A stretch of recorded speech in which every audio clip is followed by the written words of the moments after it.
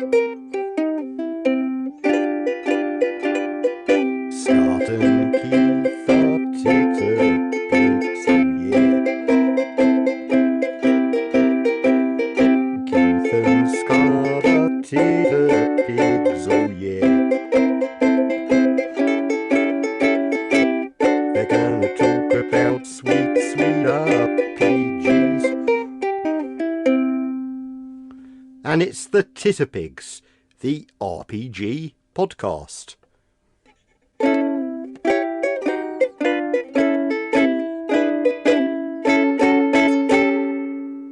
Am I getting paid for this one?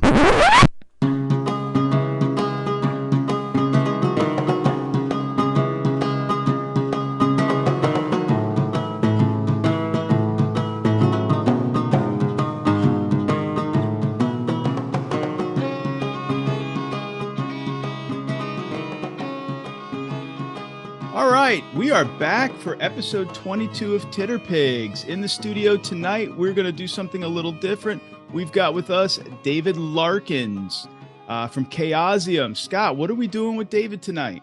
We are definitely not recording a second time because we forgot to press the record button, but we are going to be playing Pendragon, a game that I am very excited to be playing. And as I've stated on the social medias, this is also going to be doing a dual purpose for me as I'm running this game this weekend. And this is going to count as prep. And what better way than not only to play the game as opposed to just kind of reading it and hope for the best, but to, the lead designer of this game and Pendragon and whatnot, show us how it's to be done right. David, welcome. Done as right as it could be. There is no right way. I mean, right there. You're very true. But still, I mean, to make sure that I'm, following at least the rules, Sure. because that's the best I can hope for. But again, welcome, David. Welcome back. Welcome back. We appreciate you taking the time to come run this game for us. Of course, yeah. Thanks for having me back. It's a pleasure to be here, and glad I can help your con prep. I think his players are going to be very happy too. So Yeah. it's a win all the way around. Before we get into letting David take the reins, let us do a quick introduction for listeners for our players.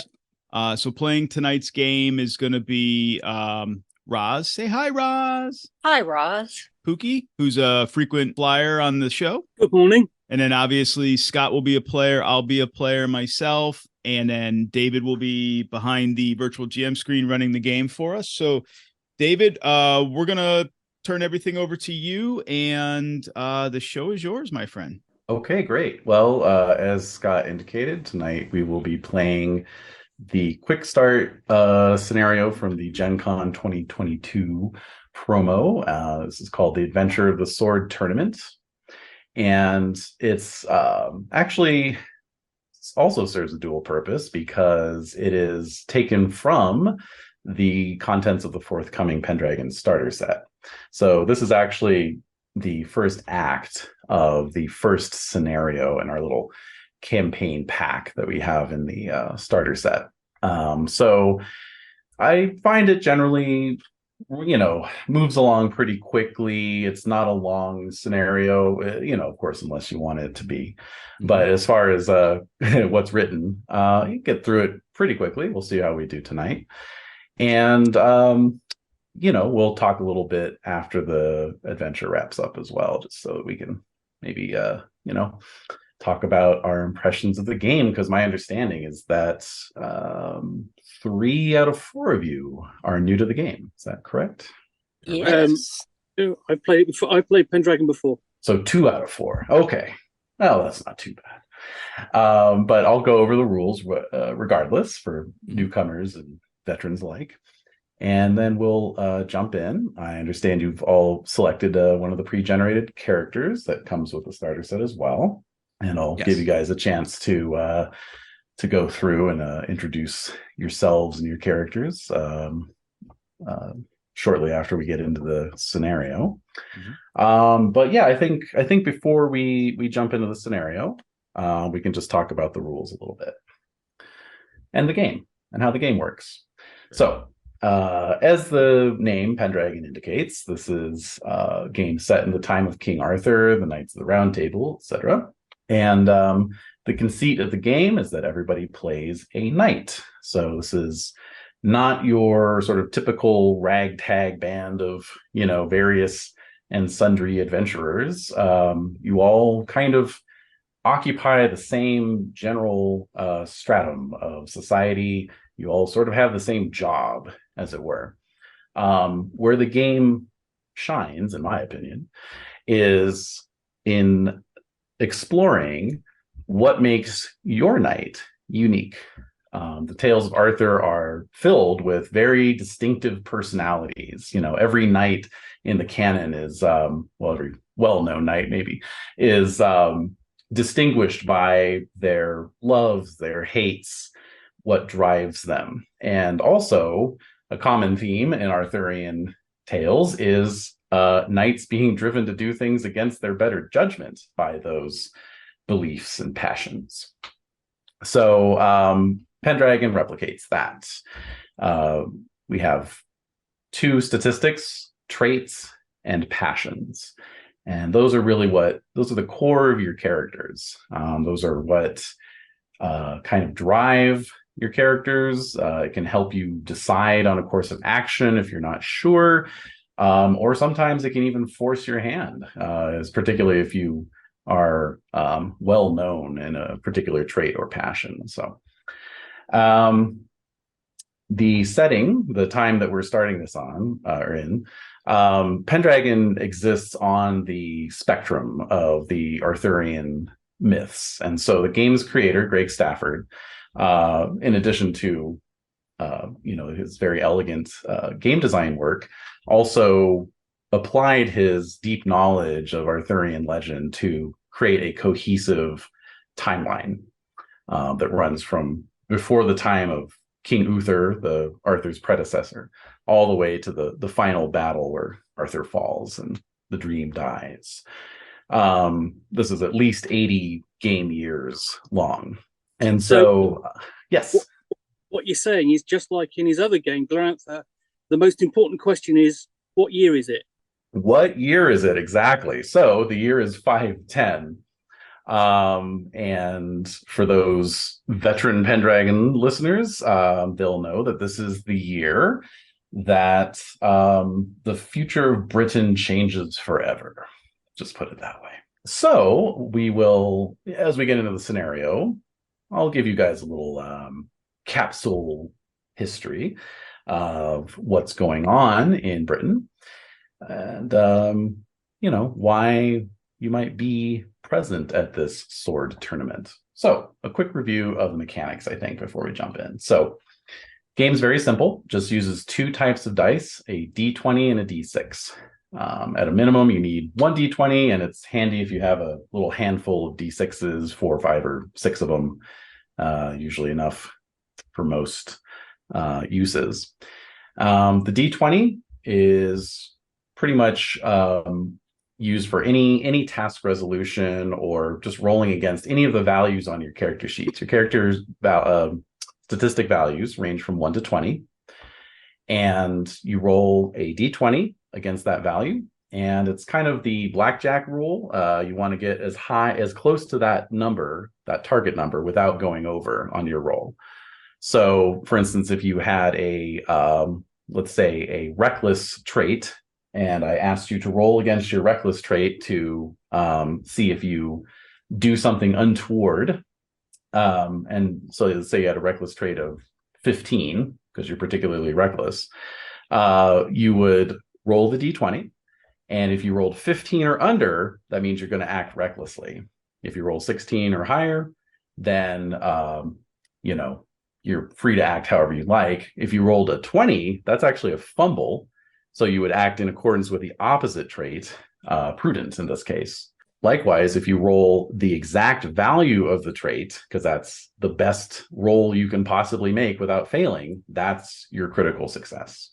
So if you critically succeeded at your reckless roll, then you're going to act really recklessly. So that's basically it. We roll the D20 for skills, for traits, for passions, all of it. Passions come into play if you want to boost another value, a trait or skill value.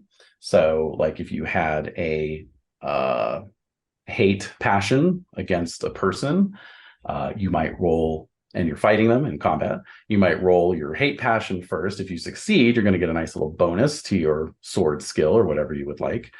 And if you critically succeed, the bonus is even higher. Likewise, if you fumble your passion roll, then there's a chance you might fall into melancholy or even go mad, as knights in the Arthurian tales often do. The D6s only come into play when you're rolling damage. So if you hit that hated enemy, you would roll your damage statistic. Some weapons modify that by giving bonus dice to your pool. Also, if you critically succeed, you get to add 4 more dice to the pool. So sometimes you can be rolling kind of a double handful of dice for damage, which is tremendously satisfying. And you just total them up, and that's how much damage you do. You subtract the enemy's armor, and they take the difference in hit point damage. Obviously, there's some extra nuances there, determining knockdown, whether it's like a major wound, whether you're in danger of falling unconscious, and we'll cover all that if we have to, right, as it comes up. But that's basically it. The goal of Pendragon for you as knights is accruing glory. That is the most important thing for knights, is racking up glory points, because the higher your glory, the more renowned you are, the more respected you are, the more likely you are to get favors or have people flock to your banner, or earn favor with your lord or even the king. Actions accrue glory, defeating enemies in combat, obviously, but also maybe like a good speech in the Lord's Hall, or particularly deft use of a skill, for example, could accrue glory. Outside the scope of this scenario, but there's things like earning titles or land that would get you glory. So everything in the game ultimately revolves around accruing glory. And I will be tracking glory, even though this is just a short little scenario, because whoever has the most at the end, you win some bragging rights. Excellent. No, I mean, for me, it's crystal clear as far as the rules are concerned. The application, once everything gets rolling, that's when we may have some questions and whatnot. So absolutely, of course, yeah. So yeah, forsooth, let's do this. That's forsooth indeed. All right. All right. Well, so as I mentioned earlier, the year is 510. The land of Britain has stood on its own since the withdrawal of the Roman legions generations prior. It has been beset by invasions from the continent. The hated Saxons, originally invited here as mercenaries, are now having the audacity to actually put down roots and think they can stay. You are all native Britons, Cymric people, as you might call yourselves. And all of you, being rather young, have never known a land with a king. The last king of Britain, King Uther, died 15 years ago when you were all still children. So it is early in the year. It is the 9th day of January, to be precise. So the skies overhead are cold and gray like lead, and they mirror the mood of the land. The last High King of Britain ruled even further back. That was Uther's brother, Aurelius Ambrosius. He died 30 years ago. And the High King rules all of Britain, not just the southern kingdom of Logris, which is where you find yourselves.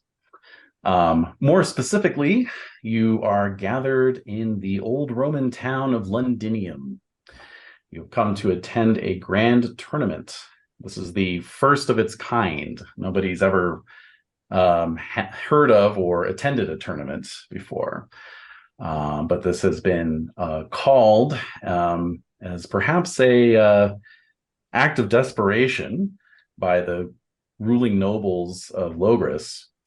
For they have decreed that whoever wins this tournament becomes the new High King of Britain. Yeah, could be you. Could happen to you. Not, sorry, not him. I'm the only native Briton here. That's true. You get some bonus points for that. All right. So Londinium is far and away the largest settlement in all of Britain. And as knights from elsewhere, this is your first time attending, and well, most likely it is your first time visiting, I should say, the city.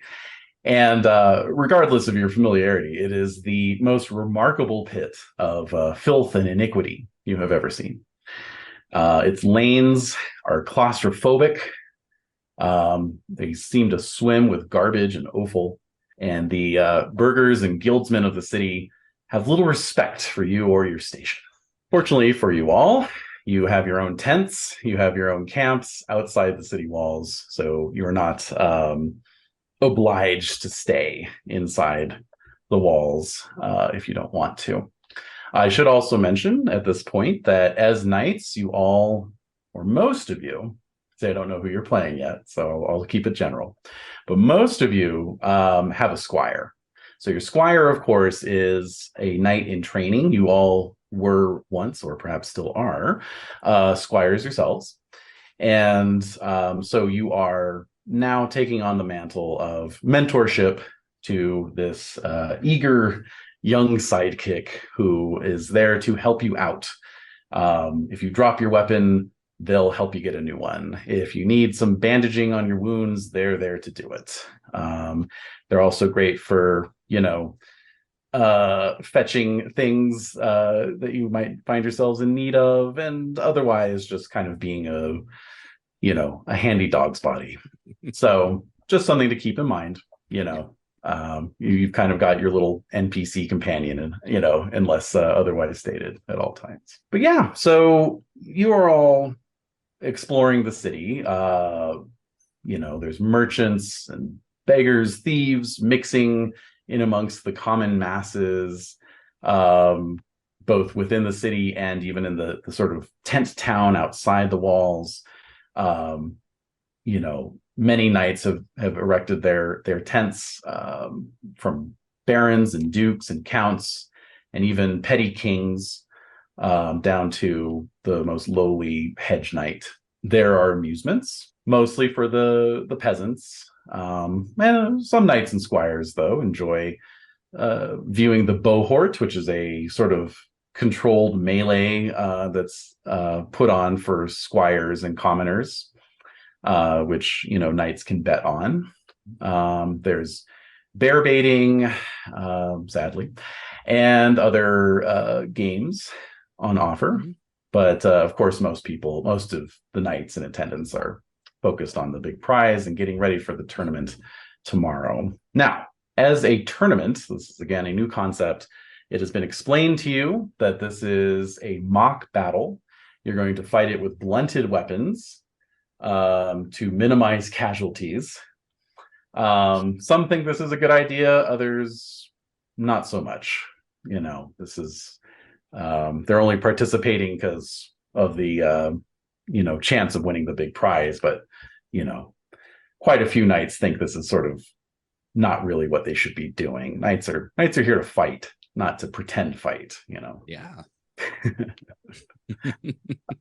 But yeah, you've been spending the day sightseeing, and so we will open in the courtyard of St. Paul's Cathedral. This is a massive Roman basilica, and in the courtyard where you are all standing is a remarkable sight: a sword driven into an iron anvil set atop a rock. The rock bears an inscription, but here's another little detail about life as a knight. There's a good chance that all of you, not most of you, are illiterate. You can look at your character sheets. If you have any points in the literacy skill, that means you can read, but otherwise you cannot. I got a big fat whopping 0. Mm-hmm. I'll I will turn to someone standing next to me and say, sirs, can anyone here to read what it says there? It says that you smell like a horse's rear. And I give you a slap on the back. Very funny, sir. I have no clue. All right. Well, you might have heard some scuttlebutt. So what you all can do, we'll do our first unopposed roll, as it's called. You're going to take your D20, roll it against your intrigue skill. And again, you want to get equal to or less than your intrigue skill. All right. Roz, you rolled an 8. That's a good. All right. Anyone else? I got a crit. You got a crit. Okay. So for listeners at home, my intrigue is a 7. I rolled a 7. Yeah. Very good. Very good. And Roz, you succeeded as well. Yes, mine is a 9. A 9, and you rolled an 8. Oh, so close. So close. And let me get the names of your 2 characters. Roz, who are you playing? Linnell. Okay. And Keith? I am playing Dame Tamura. Dame Tamura, yes, indeed. Okay, cool. All right. So both of you have heard, because the stone has been here for a while. It's got moss and little creeper vines growing up the sides, and it looks like it could use some tending too. So both of you have heard of this mysterious artifact. Apparently, like, it appeared at some point in the distant past, again when you were younger. But yeah, it's something about this inscription on the stone that says something like, whosoever pulls this sword becomes king of Britain, right? And so I'll say for Tamura, since you rolled a critical success, I would say that you have also personally heard of some folks who actually, came to Londinium at some point in the past and tried their hand at it. They tried to pull that sword, and by all accounts, it is impossible. It seems like it's actually fused with the stone itself. That's fair. Gotcha. Yeah. But yeah, I mean, don't let that stop any of you if you want to give it a shot. Well, I'm thinking of a number. I'm thinking of a number, and if you could roll that number on a D20, maybe you'll have a shot. But, Dame Tamura is one to the proof is in the deeds, not in the words. So she will put her bravado before all else and everybody and their mother and attempt to pull the sword from the iron. So yeah. Okay. Well, Yeah. Okay. So I am thinking of a number. I promise I'll be honest. If you roll this number, we'll completely derail the scenario, and you'll become the new king of Britain. But yeah, go ahead and roll your D20 and let me know what you get. The question is it actually on the 1 to 20 range? Oh, shh. I can't give away a clue that essential. I rolled a 12. Sadly, that is not the number. Okay. Dame Tamura, she pulls and she struggles. She grunts, and you can see the beads of sweat welling up on her forehead, and and before she strains her back, she lessens her grip, and she steps back, knowing she's been bested like those she's heard about in the past. Yes, indeed. Pookie obviously has a pretty good insight onto how Greg's brain worked. Trickster that he was. All right. Yeah. So, Keith, why don't you describe Dame Tamura, as everyone's kind of staring at you, attempting to pull this sword. So Dame Tamura she, like a lot of the others assembled around her and probably gawking at her. She's young. She's full of herself. Bravado is, obviously what forced her to step up and attempt to pull the sword. She carries herself with confidence. She has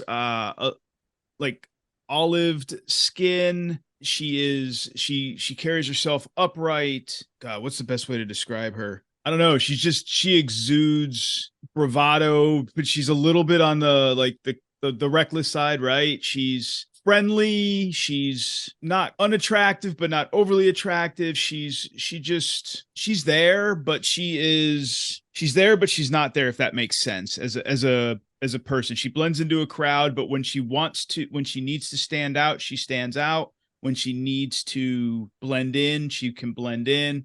But damn, when she stands out, she really stands out. That's her reckless nature. She goes a little over the top, as we just saw.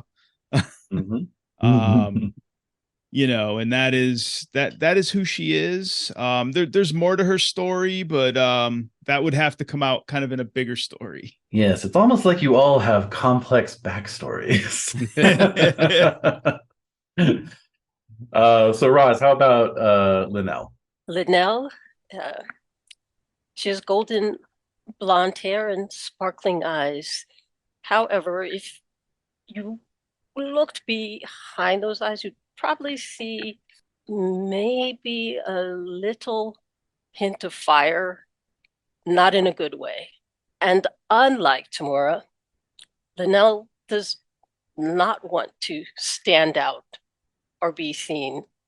Linnell prefers to stand back and watch. Linnell is on a mission. All right. And who is Pookie playing? I am playing Cadwallon, Oh, nice. a barrel-chested young man with a rustic accent, which I can do almost native since I'm from that region. Nice. Wow, he's cheating. No, I'm just kidding. I know, right? Authenticity. Yes, and he will look round, he will stride forth and say, "Nothing gained, nothing ventured." So he'll push his way through the crowd and attempt to pull the sword from the anvil. Okay. Roll that D20. Good luck, tough guy. As Tamura walks past him back into the crowd. And then when she steps back into the crowd, she'll kind of turn to watch the spectacle that she knows it's going to be. He'll approach, lay down his spear, and then stretch a little, reach for the sword, and pull. All right. And what did we roll? 16. Oh, sadly, that wasn't it either. And lastly, Scott, who are you playing? I think I have an idea, but I am playing. There is no Sir Whoops Too Far. Yeah, Sir Whoops Too Far. Sir Ivrain, I believe is that how you pronounce it? Mm-hmm. And he is he's young. He's a 24-year-old young man. Broad shoulders, strong. He's leaning against his one of his spears, watching everyone fatigue themselves out, pulling and straining their muscles against his sword, knowing full well that they're not going to be able to pull it out. And he won't bother. He just chuckles to himself, knowing that why would I strain myself on something as pointless as this when there is glory to be had at something real, and that's the tournament. And he just he's got a kind smile, bright eyes, but he has a bit of a romantic streak. He likes to battle with his sword, and he likes to catch the kind eye of the lady doing so. So glory is not something to be attained just for him, but also to be known amongst the the fellow women in the pageantry around him. But he tends to carry a bit of has a bit of an ego amongst him, and I would probably assume that someone like that, who tends to feel himself to be a bit more seductive and a ladies' man, tends to find out soon enough that things don't always go as planned. So we shall see what the fates have for Sir Ivrain. And so one last thing then, as we're introducing these characters, is looking at your traits. Any trait that is a 16 is what is known as a notable trait. This is something that, for those who may know you at least, you are known for. So, for example, with Ivrain being that romantic, like Scott described, yes, indeed, he has a notably lustful side to him, a 16, in fact. Oh wow, that's quite a different term than romantic. Well, there's different versions of right. romance. Yes. Yes. Fair enough. Yes. But when it comes to traits that are at a 16, the important thing to know about those is that with the other traits, it's always your option to roll against a trait. Like, oh, am I going to be merciful or cruel in this situation? Let me roll. And you can decide which one you want to roll first. So you might want to roll merciful first on the hopes that you'd succeed and be merciful. But with notable traits, first of all, you might be forced to roll against that trait, or obligated, maybe would be the better word. And you always have to roll that trait first. So if it's if it's opposing traits, right? So like in the case of lustful, if Sir Ivrain was perhaps being tempted to, follow a lady down a darkened alley, which is clearly not a great idea in Londinium, you would need to roll against your lustful, and obviously there's a very good chance you'll succeed, and if that's the case, then off you go.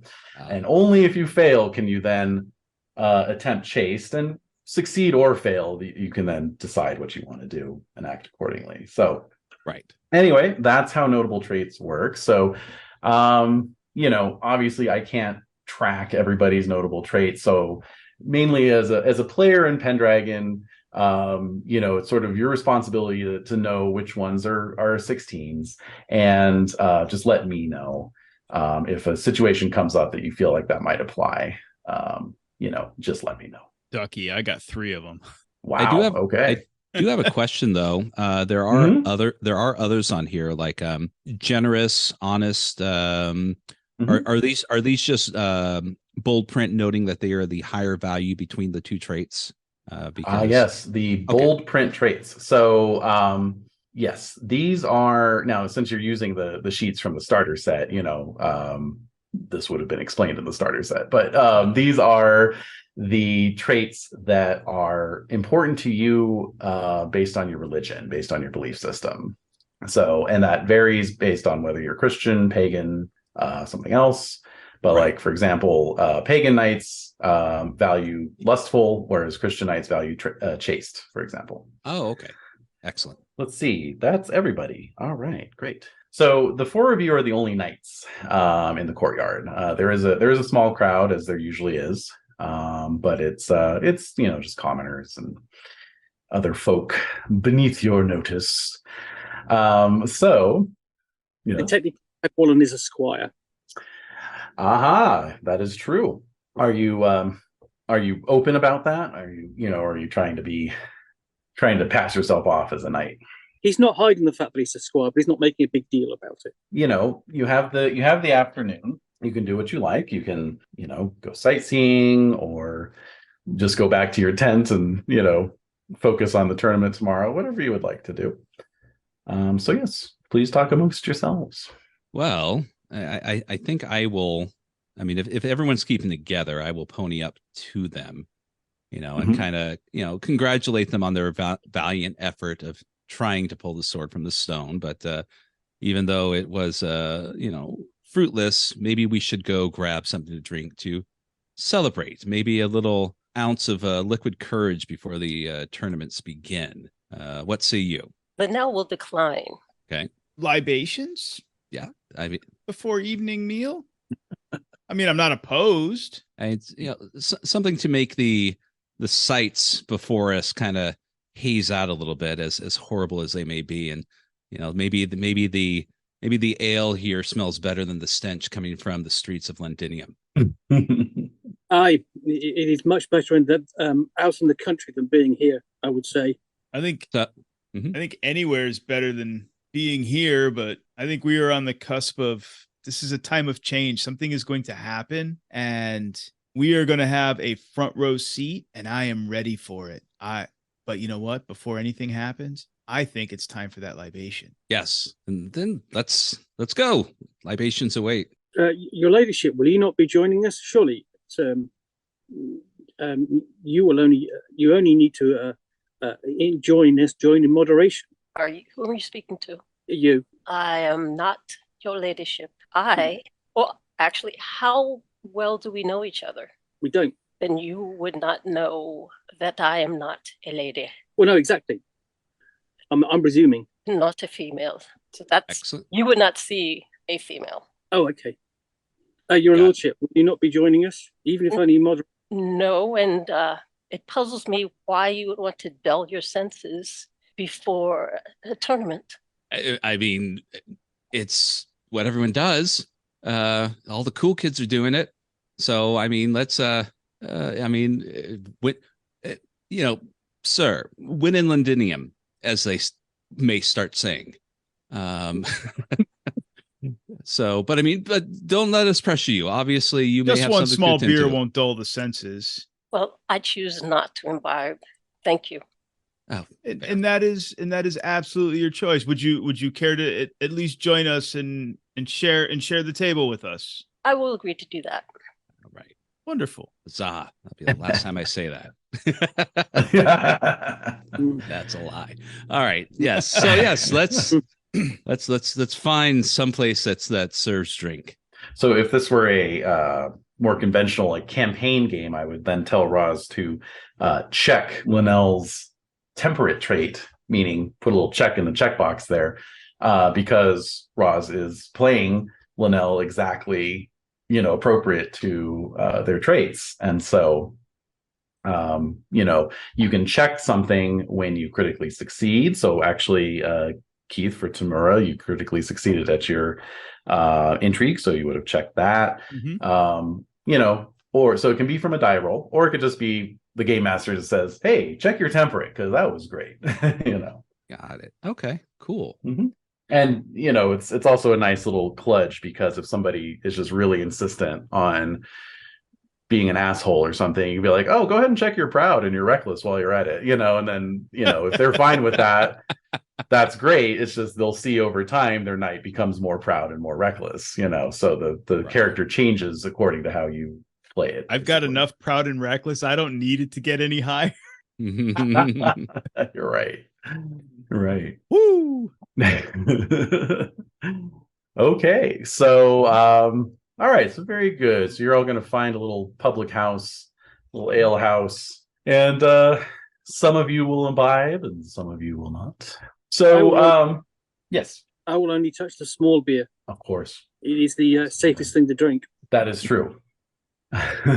Yes, the last thing you want is food poisoning on the night before the tournament. All right, so very good. So as you make your way through the crowded streets, who has the highest spiritual trait amongst you? That's probably gonna be Dame Tamura. I've got a 16. Okay. All right. So, as usual, you're kind of having to shoulder your way through these packed streets, try to keep mud from splashing onto your tunics and whatnot. But Tamura, you briefly lock eyes with a strange figure moving through the crowd. He's a aged, haggard-looking man in flowing, tattered robes. He's got a kind of crazed twinkle in his eye. You kind of know almost instinctually that this must be the legendary magician Merlin, but what he may be doing here is anybody's guess. Right. So Merlin has many different reputations. He is both admired and reviled. So we can see what Tamura thinks of him with a roll against what we would say trusting / suspicious roll. My goodness, that was a tongue twister.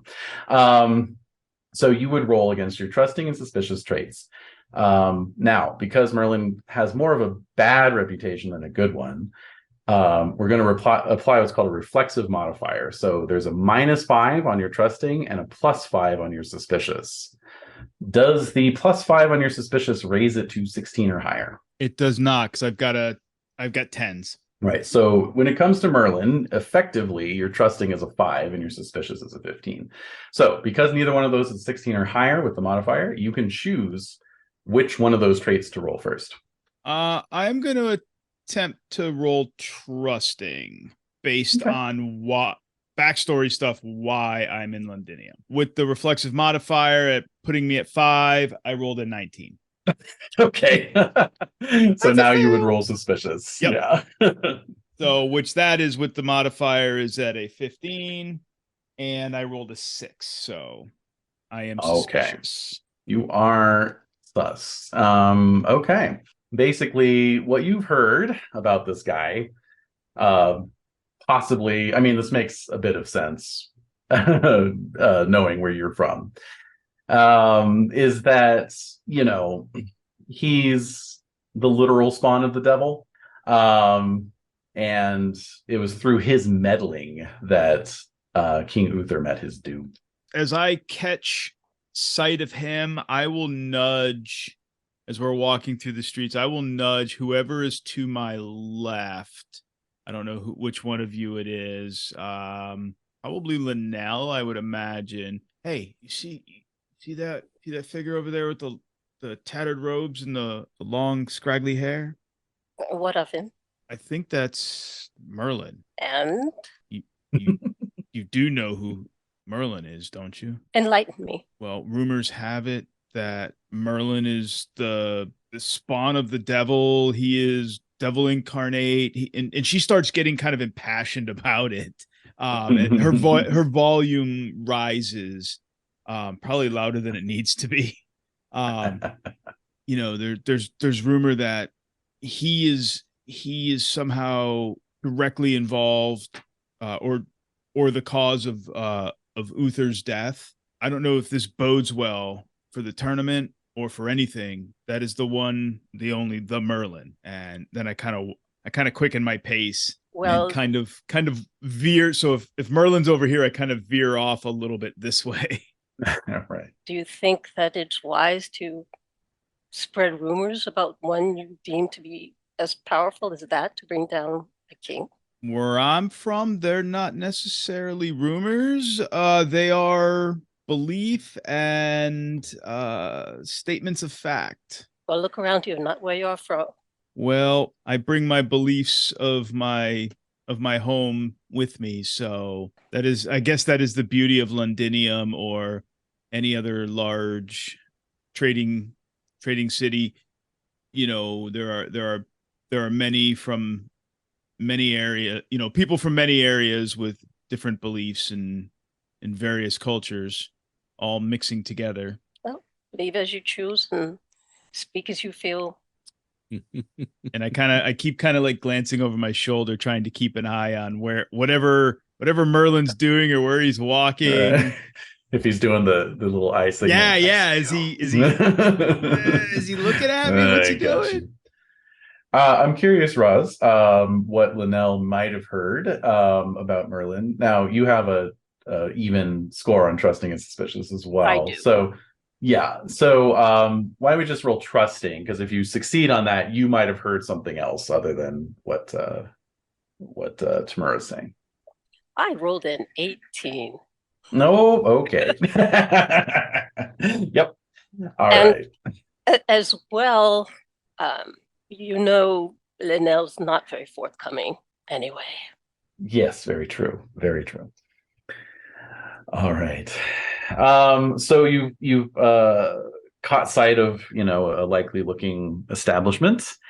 The board outside, maybe appropriately enough, depicts a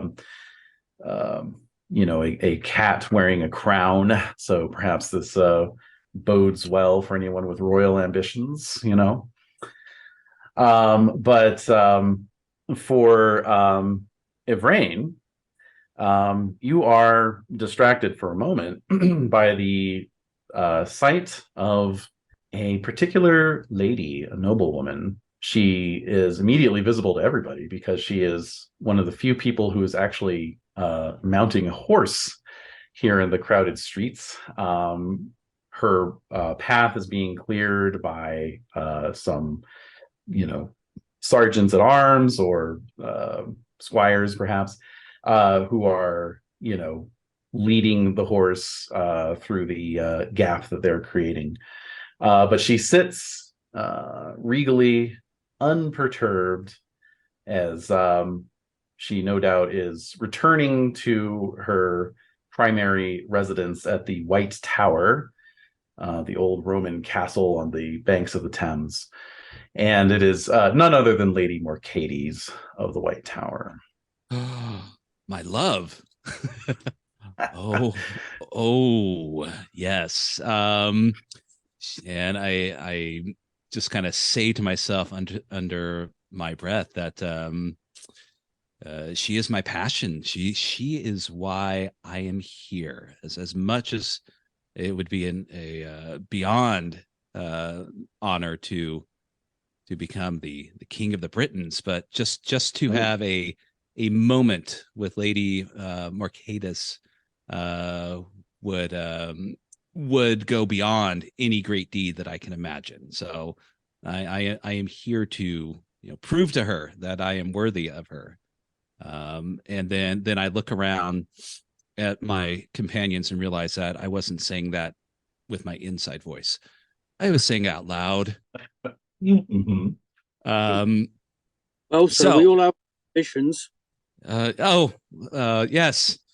So yeah, that's considering my background, that is definitely a sight to behold. Yeah, for once you're not being a snarky puss.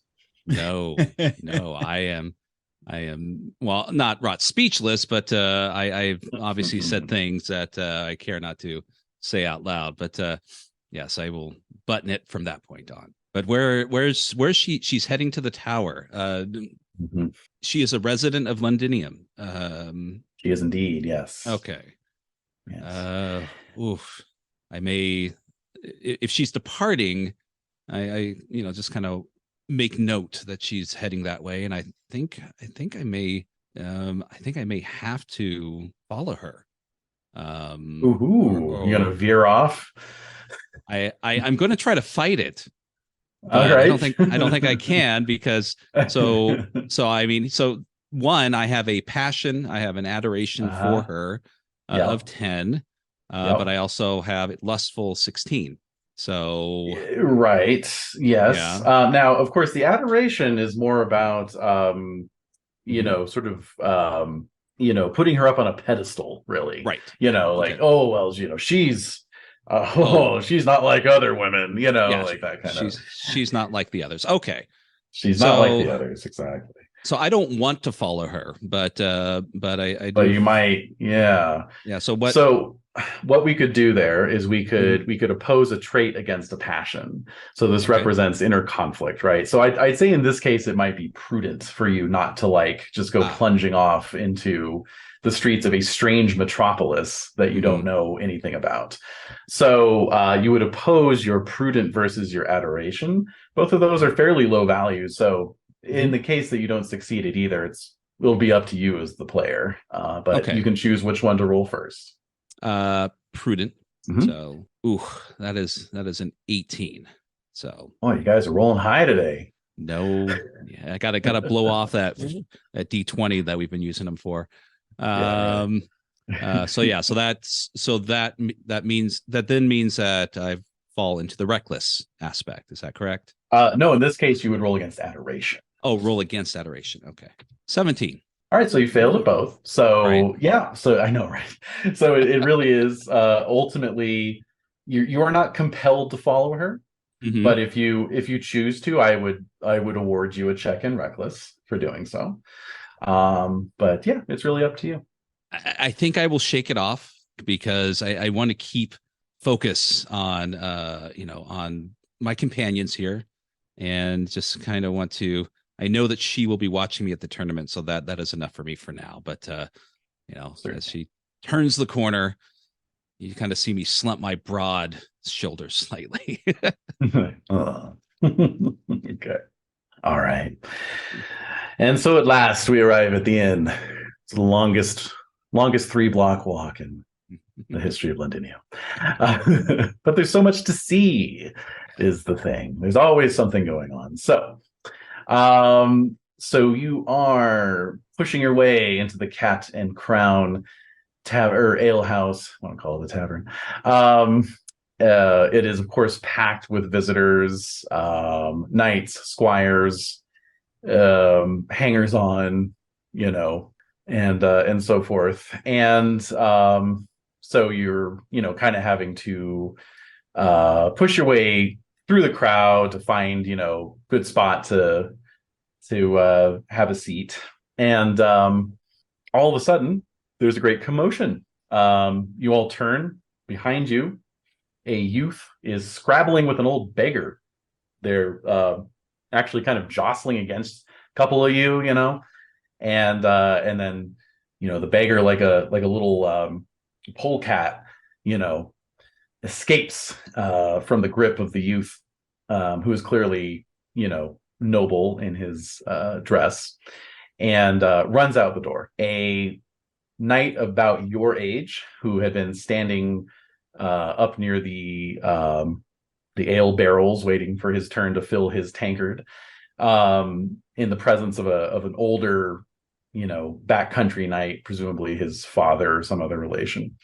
This young knight strides over, he says, "Hey, what's the meaning of all this? You're disturbing these gentle folk." And he gives the youth this little cup on the ear. And then he turns to the four of you and he says, "My apologies for my squire. He's never been to a big city before and has obviously grown overexcited." So, anybody notably forgiving or vengeful? Oh, much vengeful. Hey, Roz. Vengeance. I'm even keel. 16, baby. All right. Let's give Linnell a roll against vengeful and see how she feels about this kid bumping into her, sending her on her back foot. It's a 19. Dang. Ooh, all right. Go ahead and roll forgiving. Let's just see. That's a 14. Okay.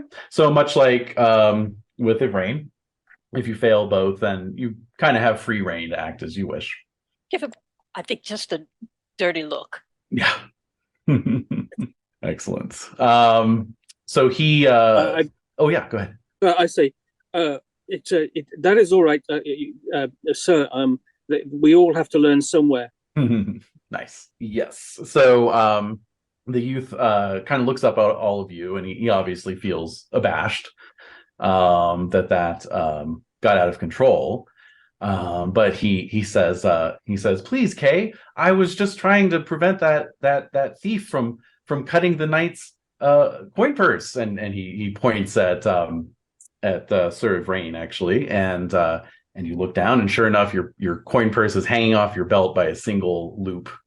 He had almost managed to cut through both loops before this kid intervened.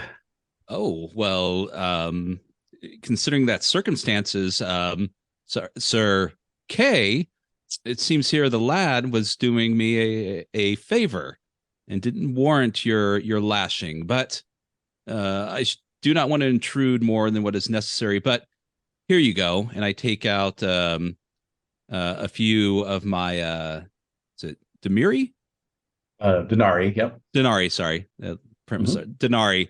And I'll give him, three or four coins, and cup it in his hands and thank him and say, there's people such as yourselves who take it upon them to stop those stealing things they do not deserve is a worthy trait. You will definitely make a good knight someday. So he grins up at you as the silver pennies fall into his hand, and he looks down at them and he says, "My, I don't think I've ever seen so much wealth." And Kay says, yes, well done, Arthur. Come, we must unload the baggage. I'm just going to go outside and say, sorry, I've got a spare sword here. You might need it later. Yeah, right. Hey, now there's only one knight of two swords, and he's not in the story yet. Right.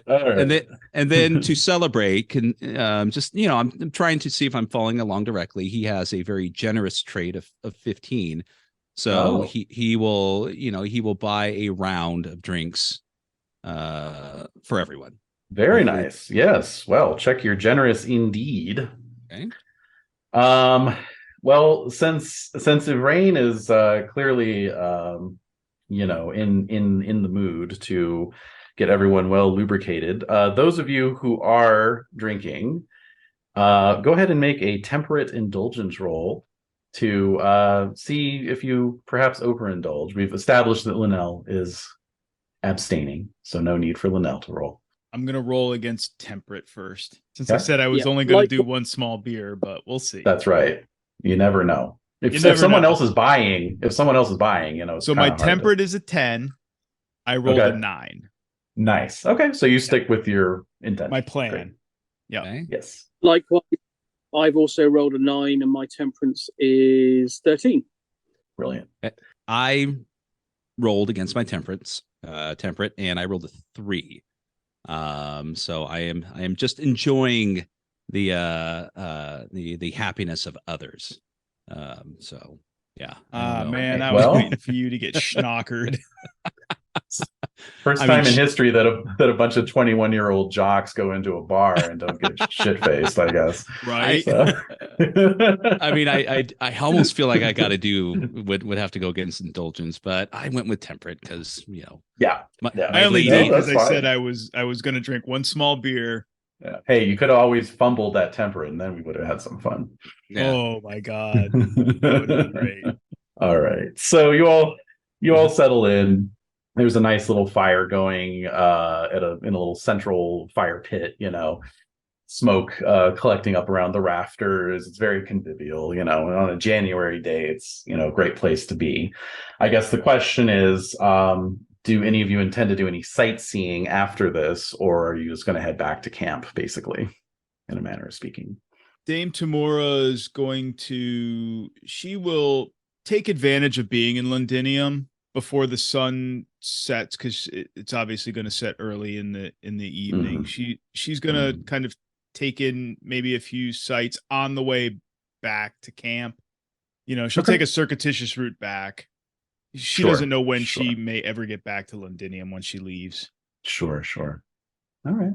And Cadwallon would like to go and pray for his prior to the tournament tomorrow. How very spiritual of you. All right. And Anybody else? I think of Rain will go with Lady Tamora because he's running the game in a few days and he needs to see how this plays out. So How practical of him. yes. And at the same time, I'm listening in to find out for when I write the review of this quick start. Yes. So but yes, I definitely want to go see, at least a site or two. I mean, on top of that, just little quick side note here at Sidebar. The wonderful map of Londinium that comes with the starter set. Yes. I did pull the image file and I'm having it printed out in Wonderful. a larger format at Staples. So I tend to use that. So yes, Ooh, sightseeing. look at you. Yes. Well, actually, I was just about to screen share that very map. Oh, so, excellent. Yes. Yay. Yes. Yeah. It's definitely if you're running this, listeners, and you can manage it, then it can be handy to make a little handout for the players, or a big one, apparently. All right, so there we are, and as you can see, just how utterly massive Londinium is. And so you are all encamped to the west of the city, along the River Fleet, between Watling Street and Fleet Street. And so this is where the tournament grounds have been demarcated. This is where your tents have been erected. You can see the old Roman walls standing, and just for Ivrain's reference, the White Tower is the one marked P on the map. Okay. And of course, you had all visited St. Paul's, G on the map. And you're somewhere in that vicinity. Sorry, Roz, did you say what Linnell's doing? Linnell is going to go back to camp, find Booth, and tend to my weapons. Perfect. All right. And then we've got Tamura heading off on her own, it sounds like. So that's always exciting. And then Ivrain and Cadwallon sort of sightseeing together. Mm-hmm. Wonderful. So I will go ahead and roll. Like all GMs, I have a sadistic side, and I enjoy seeing what kind of trouble you get into. I'll say that just as a warning, I actually do. This is documented. I do have a weird sort of curse laid upon me that if I'm ever rolling on a random city event table and there's any chance of someone getting a chamber pot emptied onto their head, I tend to roll that. So just consider yourselves fairly warned. It's happened far more often than you would think, but David, I think would suggest. I think I speak for all of us. That's what we're here for. Yeah, I'm here for the chamber pot. So I reckon you've just got one table with 6 entries, all labeled chamber pot. Yeah, exactly. It's like this pulling the sword out of the anvil. All right, so let's roll for Ivrain and Cadwallon first. Okay. Oh no! Well, this isn't the chamber pot, but I did kind of weirdly call this earlier.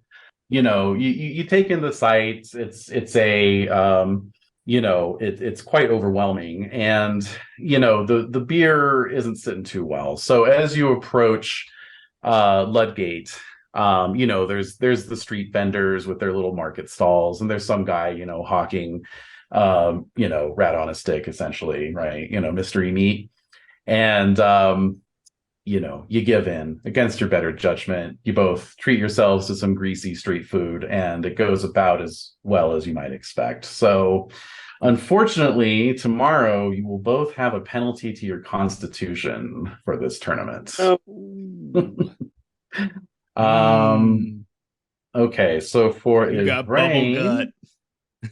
You're going to be at a -3 to your constitution. And for Cadwallon, just a -1. It sat a little better for you. Blub, blub, blub, blub. You might want to stand upwind for me tomorrow. This is not sitting well. It's good that your tent is within walking distance of the River Fleet. That's all I'm saying. Punch those cheeks tight. So just so you know, your constitution helps determine your hit points. So this also would reduce your hit points accordingly. All right. And for Tamura, let's see what we got for Tamura lined up here. Okay. So you're taking this sort of circuitous route, and you find yourself kind of out in the some of the less built over parts of the city, out near Aldersgate on the north end of town. And there's a lot of like kind of larger, like there's some tanneries here, and just like kind of, it's the industrial part of town, if you will. Okay. And, as often happens, there's some dogs off leash out of their enclosure, and they catch sight of you and just take off after you. And and so you do manage to escape unharmed, but unfortunately your fine tunic, your best tunic that you brought with you to Londinium, gets ripped up a bit at the hems. And so this is actually reducing your appeal by 2 points until such time as you can acquire new threads. Which traditionally is only handed out by your lord at Yuletide. So you got a whole year to wait. Basically. Yeah, I do. This will not stand. I mean, I have to look my best for Lady Mercada's. Well, good thing it's me and not you. Yeah, I was going to say. Wait a minute. I thought. It's you. I thought it was both. No, of us. It's me. It's Lady Tamura. Oh, excellent. Okay. Yeah. Well, you should get that fixed. It looks horrid. Yeah. So thus you can avoid being a bit rough. So yeah, in case you're wondering, there is a very generous 35% chance that you'll get a good outcome from that table, and everything else is crap. punishing. Yep. I love it. Yeah, knights in big cities don't get along. That's why Arthur's just like, screw it, I'm going to build my own city. And it'll be a lot nicer. All right. So eventually, in one way or another, you all make your way back to your tents and prepare for the next day. All right. So as I mentioned, the tournament field has been staked out between Newgate and Ludgate, with Watling Street and Fleet Street marking the northern and southern boundaries. So in the morning, as the sun is coming up and chasing away the freezing morning fog, you are all assembling sort of on the edge of the pitch, as it were. You have those of you with squires have your squires. You've got your best horse. You're ready to go. You're fully armored. Which that's another thing with Pendragon, actually, is like, if you were to play through the campaign timeline, the technology and the fashions and everything else sort of advances, in an appropriate ratio.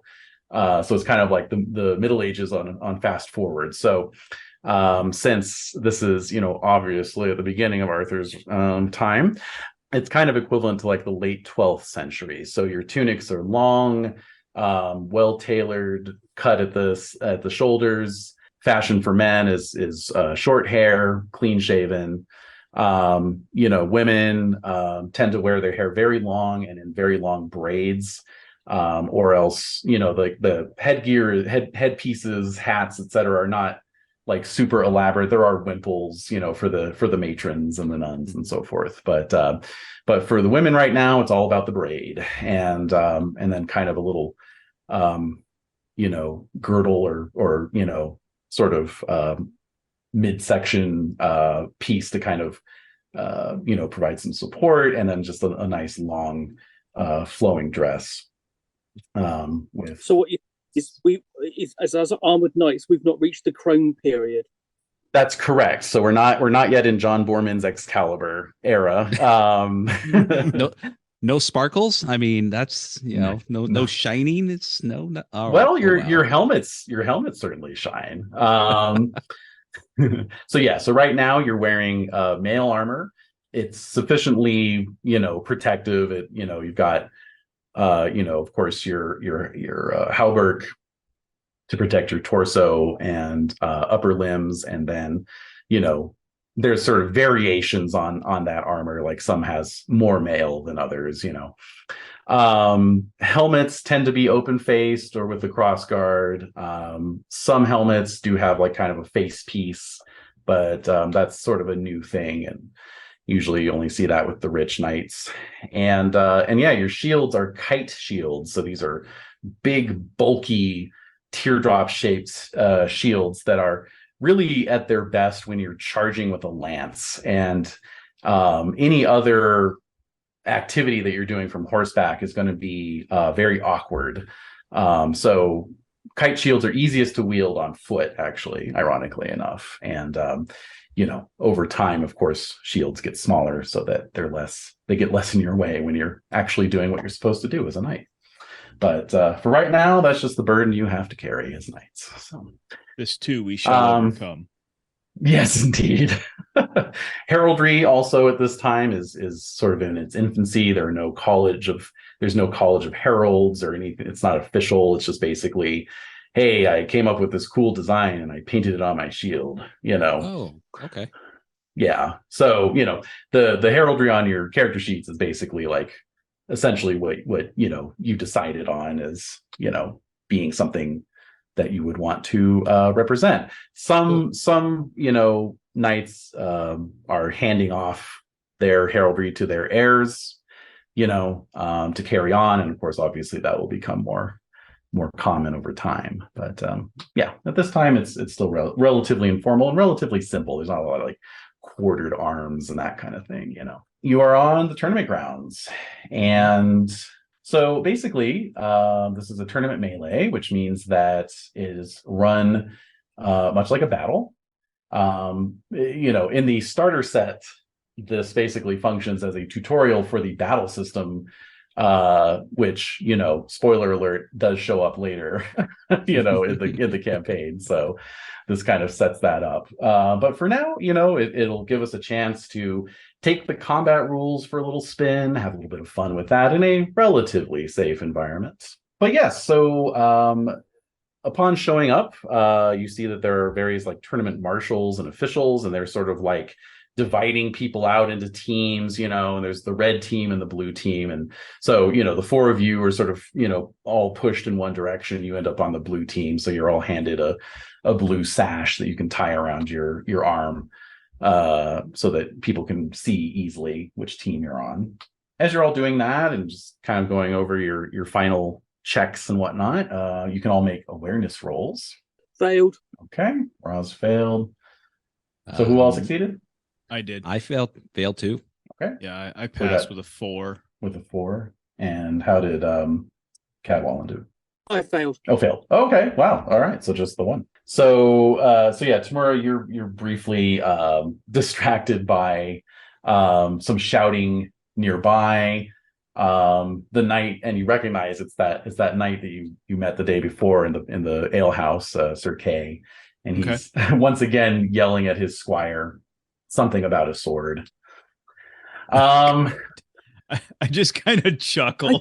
I did offer. I just kind of chuckle. I'm and all I can think is, God, this poor kid. I mean, I remember being a squire and being chastised by my knight. So, and then I look to my squire at the same time and just shake my head. Yeah. It's like, you better have remembered that. Yeah. Okay. So battles are fought in turns. A turn represents about an hour of fighting, but we sort of break that down to what we call an encounter, which just represents kind of the most consequential part of that hour. Okay. You're going to all ride together in the same unit. It's called a conroy. And this is, usually 5 to 15 knights plus squires. And you have actually ended up in the conroy due to Ivrain's status as a mercenary knight in the employ of King Leodegrance of the Kingdom of Cameliard. You have ended up in King Leodegrance's conroy. Excellent. There's no better place to be. Yes, indeed. So we track something called morale, and that basically just represents your conroy's collective, interest and capacity to continue fighting. And it's essentially, we abstract it out by just asking each one of you, what passion are you really fighting for? Like what has brought you here? And that can include honor, of course, but you could be doing it for the love of your family or your, fealty, your adoration, your devotion, what have you.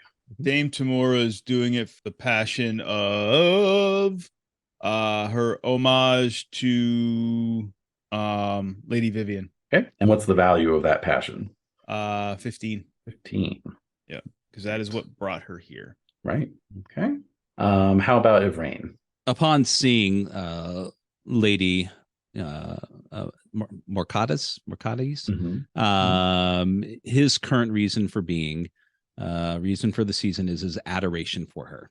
He is there to prove to her that he is worth her adoration. Okay. Excellent. And that's a 10, I believe, right? Yeah, it is a 10. All right. How about Cadwallon? Would be his family, which is a 15. Nice. And Linnell? Linnell is vacillating between honor and station just for feeling that loss of her former life. And again, knowing what mission she's on. Okay. And what's your station value? It's 15. And 15, my honor's 15 as well. Oh, okay. All right. So basically we take the average of those, and I do some quick math here with the, let's see, carry the 1, etc. Okay, yeah, wow.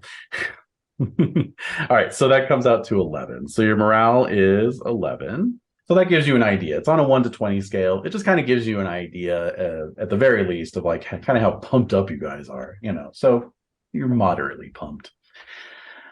All right. Insider tip: if you had all selected the same passion, you would have got added +5 to that score. Oh, okay. Mm-hmm.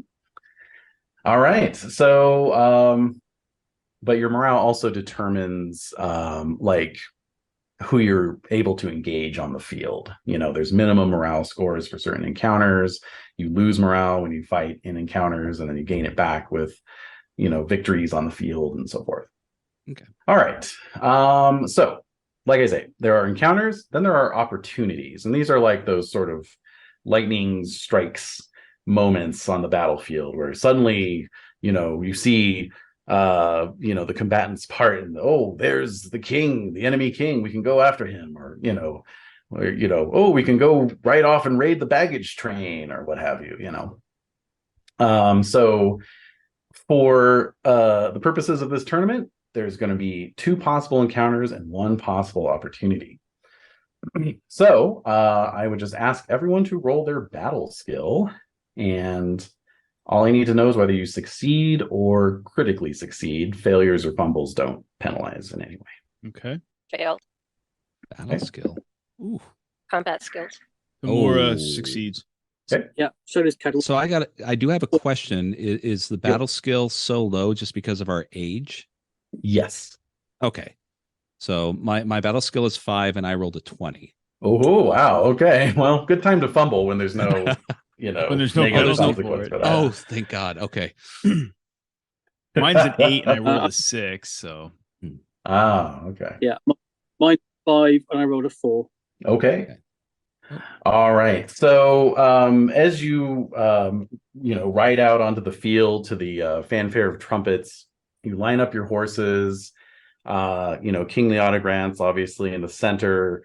You're sort of watching him for the signal, you know, and you can see across the field is another convoy of knights. These are knights of the north. They've come all this way down from the northern kingdoms. You know, obviously their ambition driving them on. Perhaps one of them will become High King. And so the default encounter that I am setting is with knights from the kingdom of Gore. That sounds very intimidating, but it's spelled Gorre. And these are knights. I mean, they look like worthy opponents, you know, stern men. But their armor is a bit out of date, you know. Perhaps there are more glorious opponents to find. So those of you who succeeded at your battle rolls, would you like to try and change that encounter? Perhaps fight someone worthier? I would. Okay. Yes. Yeah. All right. So we had a 6, and Pookie, what did you roll? I rolled a 4. A 4. Okay. So I'm going to roll against the battle's intensity. And for Tamura, I beat your roll. And for Cadwallon, I beat yours as well. So in that case, the encounter stays the same. You'll be fighting these Knights of Gore. And then obviously if someone had critically succeeded, that would have you know, activated the opportunity card. So but since that didn't happen, we'll be going with the default encounter, Knights of Gore. Got it. All right. So you're all lined up. You've got your lances in hand, your shields are seated, your chargers are stamping the ground and whinnying with anticipation. Adrenaline is pumping, even though you're charging. The lances all just have blunted tips, you know, chances of getting impaled much reduced. But nevertheless, you know, this is what you do as knights. This is why you're here. So before we make this charge, which as the skill name indicates, it uses the charge skill, would anyone care to impassion the charge skill with a passion? Yes. Okay, so for Cadwallon, now never mind about the morale score. That was just to you don't have to use that passion necessarily, but you do have to justify why you would be rolling against the passion you wish to roll against.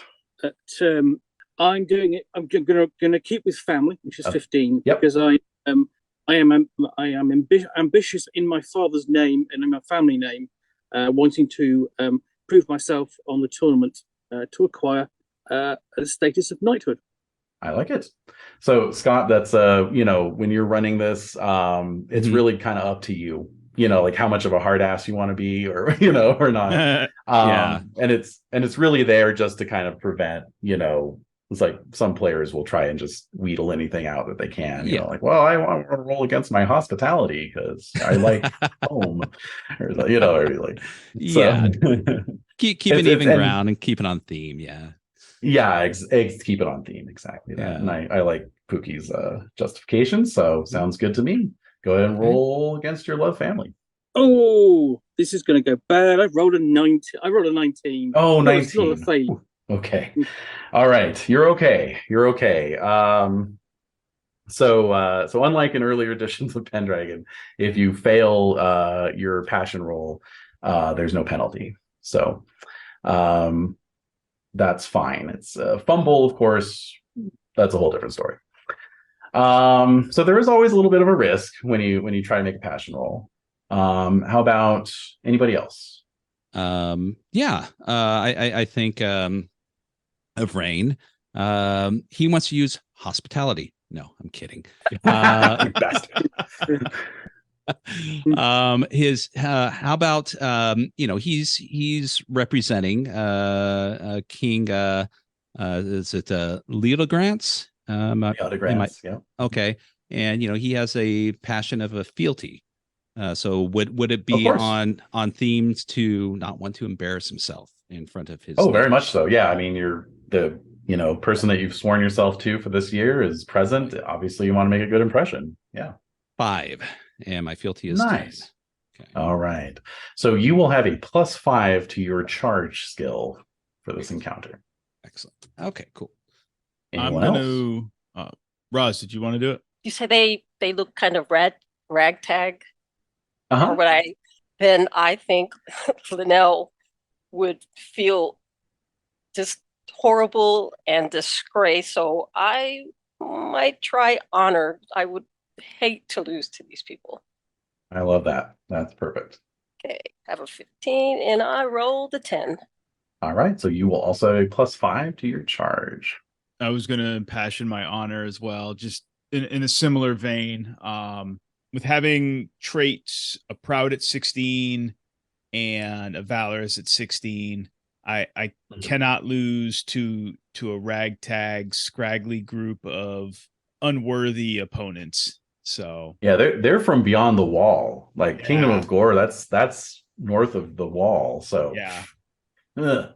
So yeah, I was in the same vein as Linnell. That's where I was headed. So okay. Yeah. And I failed. I rolled mine's a 15. I rolled a 17. So okay, no problem. Ooh. All right. So a couple of you fired up, and the rest of you are merely toasty. So, all right. So you begin to spur your horses forward, initially into a trot, and then a canter, and then a gallop as your lances come down and your shields come up, and your opponents are hurtling towards you, and the great crash of the charge as it meets, and we will find out what happens here. So, the way combat works is an opposed roll, but instead of earlier where you'd be opposing against yourself, now you're opposing against me. So I'm like the guy in the dunking chair. See if you can dunk me. All right. So all right. So I'll just let's see, I'll just go in order of the windows here on my Zoom. So we'll start with Tamura. So Tamura, go ahead and roll against your charge. All right. My value is a 12. And I rolled a 6. All right. So in an opposed roll, we look at who succeeds, but we also look at what you roll, right? Because again, the higher you can get without going over is always preferable.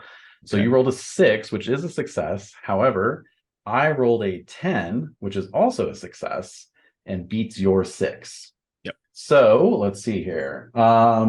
We are rolling charge damage. Now, the way it works with a rebated lance is I'm going to roll the full damage, but that's only going to apply to the knockdown. And then we have the damage after that to see if any of it actually gets through your armor. So a charger does 6d6 damage. And so we tally that up really quickly. And that comes out to 22. What is Tamura's size, please? Tamura's size is 14. Okay, so it is higher than her size, but not twice her size. So there is a potential for a knockdown here. So what you're going to do is roll against your dexterity. Okay. My dexterity is 12. I rolled an 18. Oh, all right. So down goes Tamura. I am going unseated ass on over the tea charge. kettle. That's right. All right. And so the bruising from your fall costs you 3 hit points. Ouch. All right. So next up is Linnell. Am I rolling at a Same minus? deal. Is this at a -2? No. So good question. So when you are charging, when you're using your charge skill, that's the only time that your kite shield does not impede you. Okay. Yeah.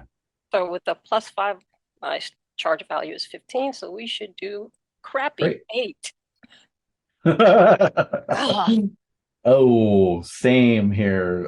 As for Tamura, I rolled a 13, which succeeds and beats your 8. All right. Well, let's see if Linnell has better luck. I'm seeing fewer 6s, so we're off to a good start. 5, that's 13, 16, 19. Obviously, that's more than her size, but I doubt that's more than twice her size. Almost. Almost. Okay, size that's 10. true. Size She 10. is petite. She is petite. Oh, wow. Okay, roll your dexterity, please. That's a 12. And I rolled an 8. Okay, great. So, in spite of her small frame, Linnell manages to keep her seat in the saddle.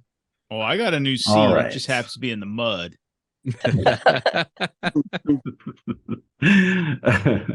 Oh, and by the way, I just realized I was doing the armor math in my head, not really telling you all what I was doing. So, I'll backtrack to tomorrow. So that was 22 points, I believe, right? And so if we have that, that becomes 11. Tamura has 10 points of armor, but because you succeeded on your roll, you also get your shield protection, which is 6 points. So effectively, you had 16 points of armor, and with 11 points of damage, you're fine. Okay. And same goes for Linnell.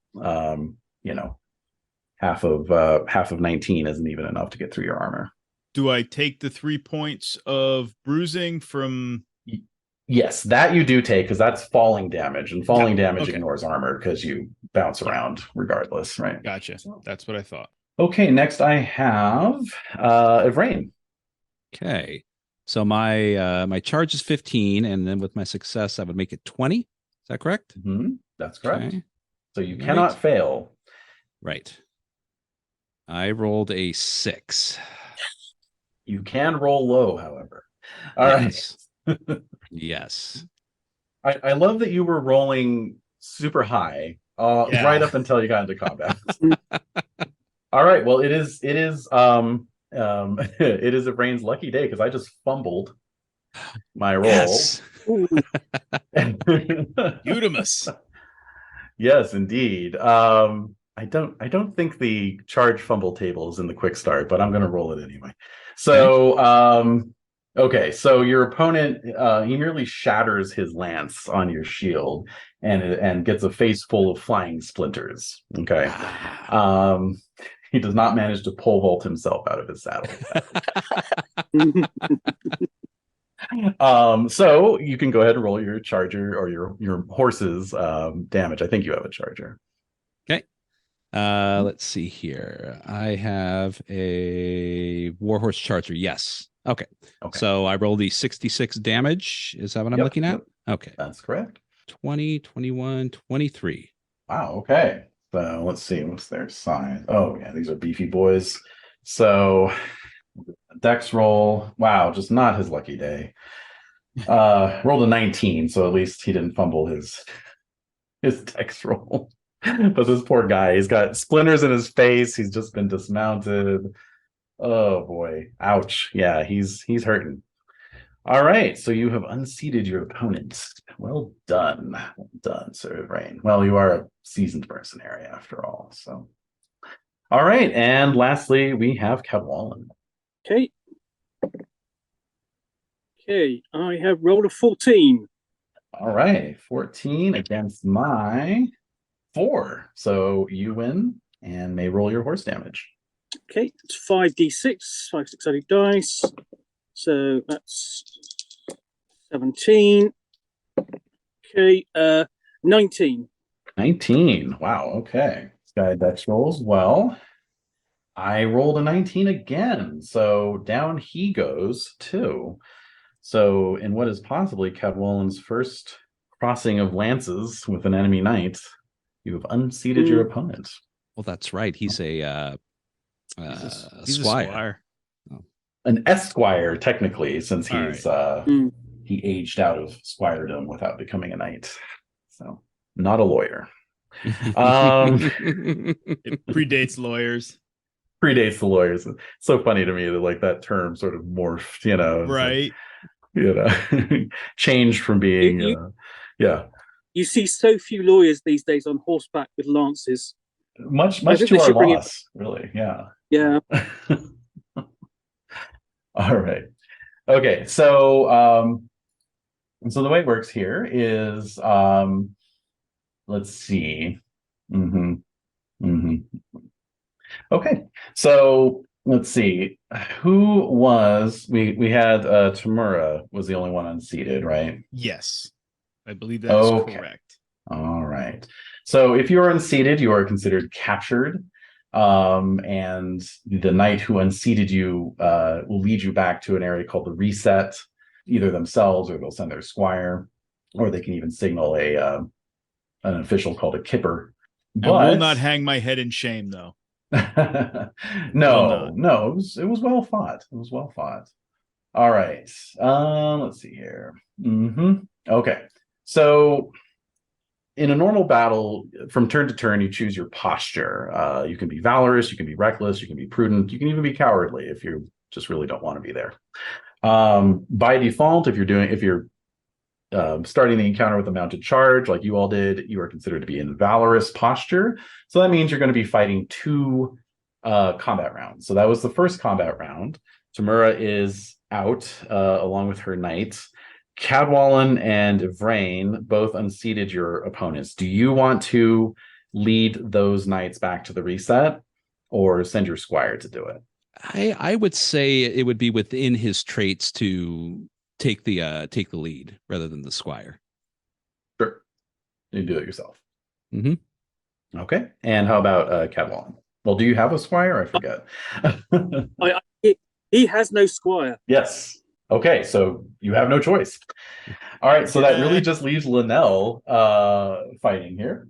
You've executed your charge, and the person contacted you and didn't knock you off your horse. So basically, you can continue fighting with your lance, but you would switch to the spear skill, or you can throw down your lance and draw your sword. I would throw down my lance and draw my sword. Okay, so also just keep in mind that the passion bonus only applied to the charge skill. So we're just using our unmodified sword. Well, actually, it is modified because it's fighting with a kite shield, right? So it's a -2 to your sword skill. And so is your opponent. Now, he is actually he's an honorable chap. He's going to withhold his blows. So that means not only is his sword blunted, but he's not hitting you with his full force. Would you like to also pay him that courtesy? I shall. All right. So that would get you a check to your honor. And we'll see how we do on this sword versus sword contest. Okay, I rolled a 15, so that's a fail. All right. So you're sort of wheeling your horses around, trying to, sort of swinging at each other, trying to make contact, and it's just a mess. I mean, it's everywhere. It's just total chaos, right? And so you're kind of glancing off of his shield, and you're not really landing any decisive blows. But at one point, he tries to take a swing at you, sort of overbalances and watches in horror as his sword just like bounces out of his grip and disappears under the hooves of the horses, because I rolled a fumble. So Nice. But fortunately you did not land any blows, so he got away with that at least. So normally this would be the point perhaps where he would call for a squire to bring him an extra weapon or what have you. But as the rest of you are either leading your prisoners back or being led back as prisoner, all of you become aware of some kind of tumult breaking out on the sidelines. You can all once again make awareness rolls. Pass this time. Fumbled. I rolled a 20. Oh, okay. No dice for me. 14. All right. And how about 18. Kevin? 18. All right. So Linnell, weirdly enough, you're the one person left on the field, but maybe that's, you're closer to where this is happening. You hear a youth at the edge of the field near Fleet Street, like shouting something very excitedly.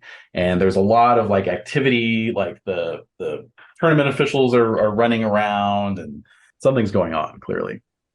And then suddenly the trumpet fanfare to signal the end of the melee is being blown.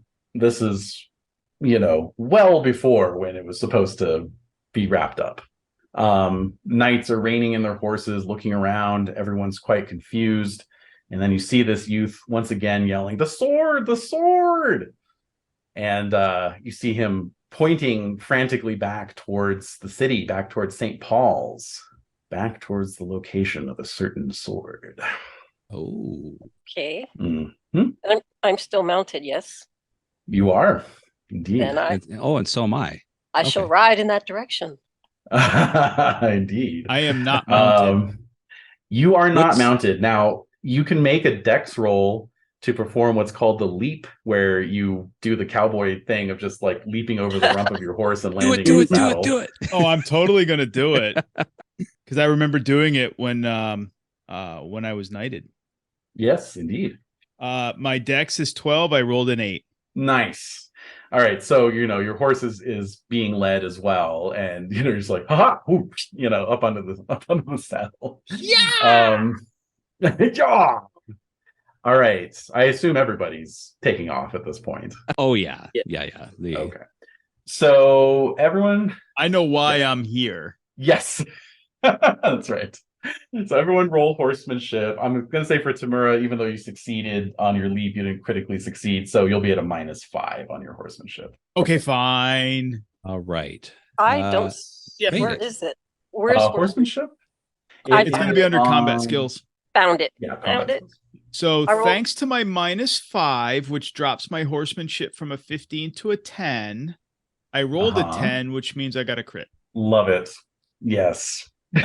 That does happen. Thanks. You're welcome. So basically, you turn up doing dressage moves. Yeah, exactly.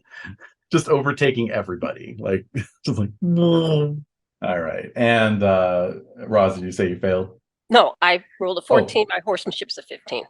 A 15. Okay, perfect. Did anybody fail?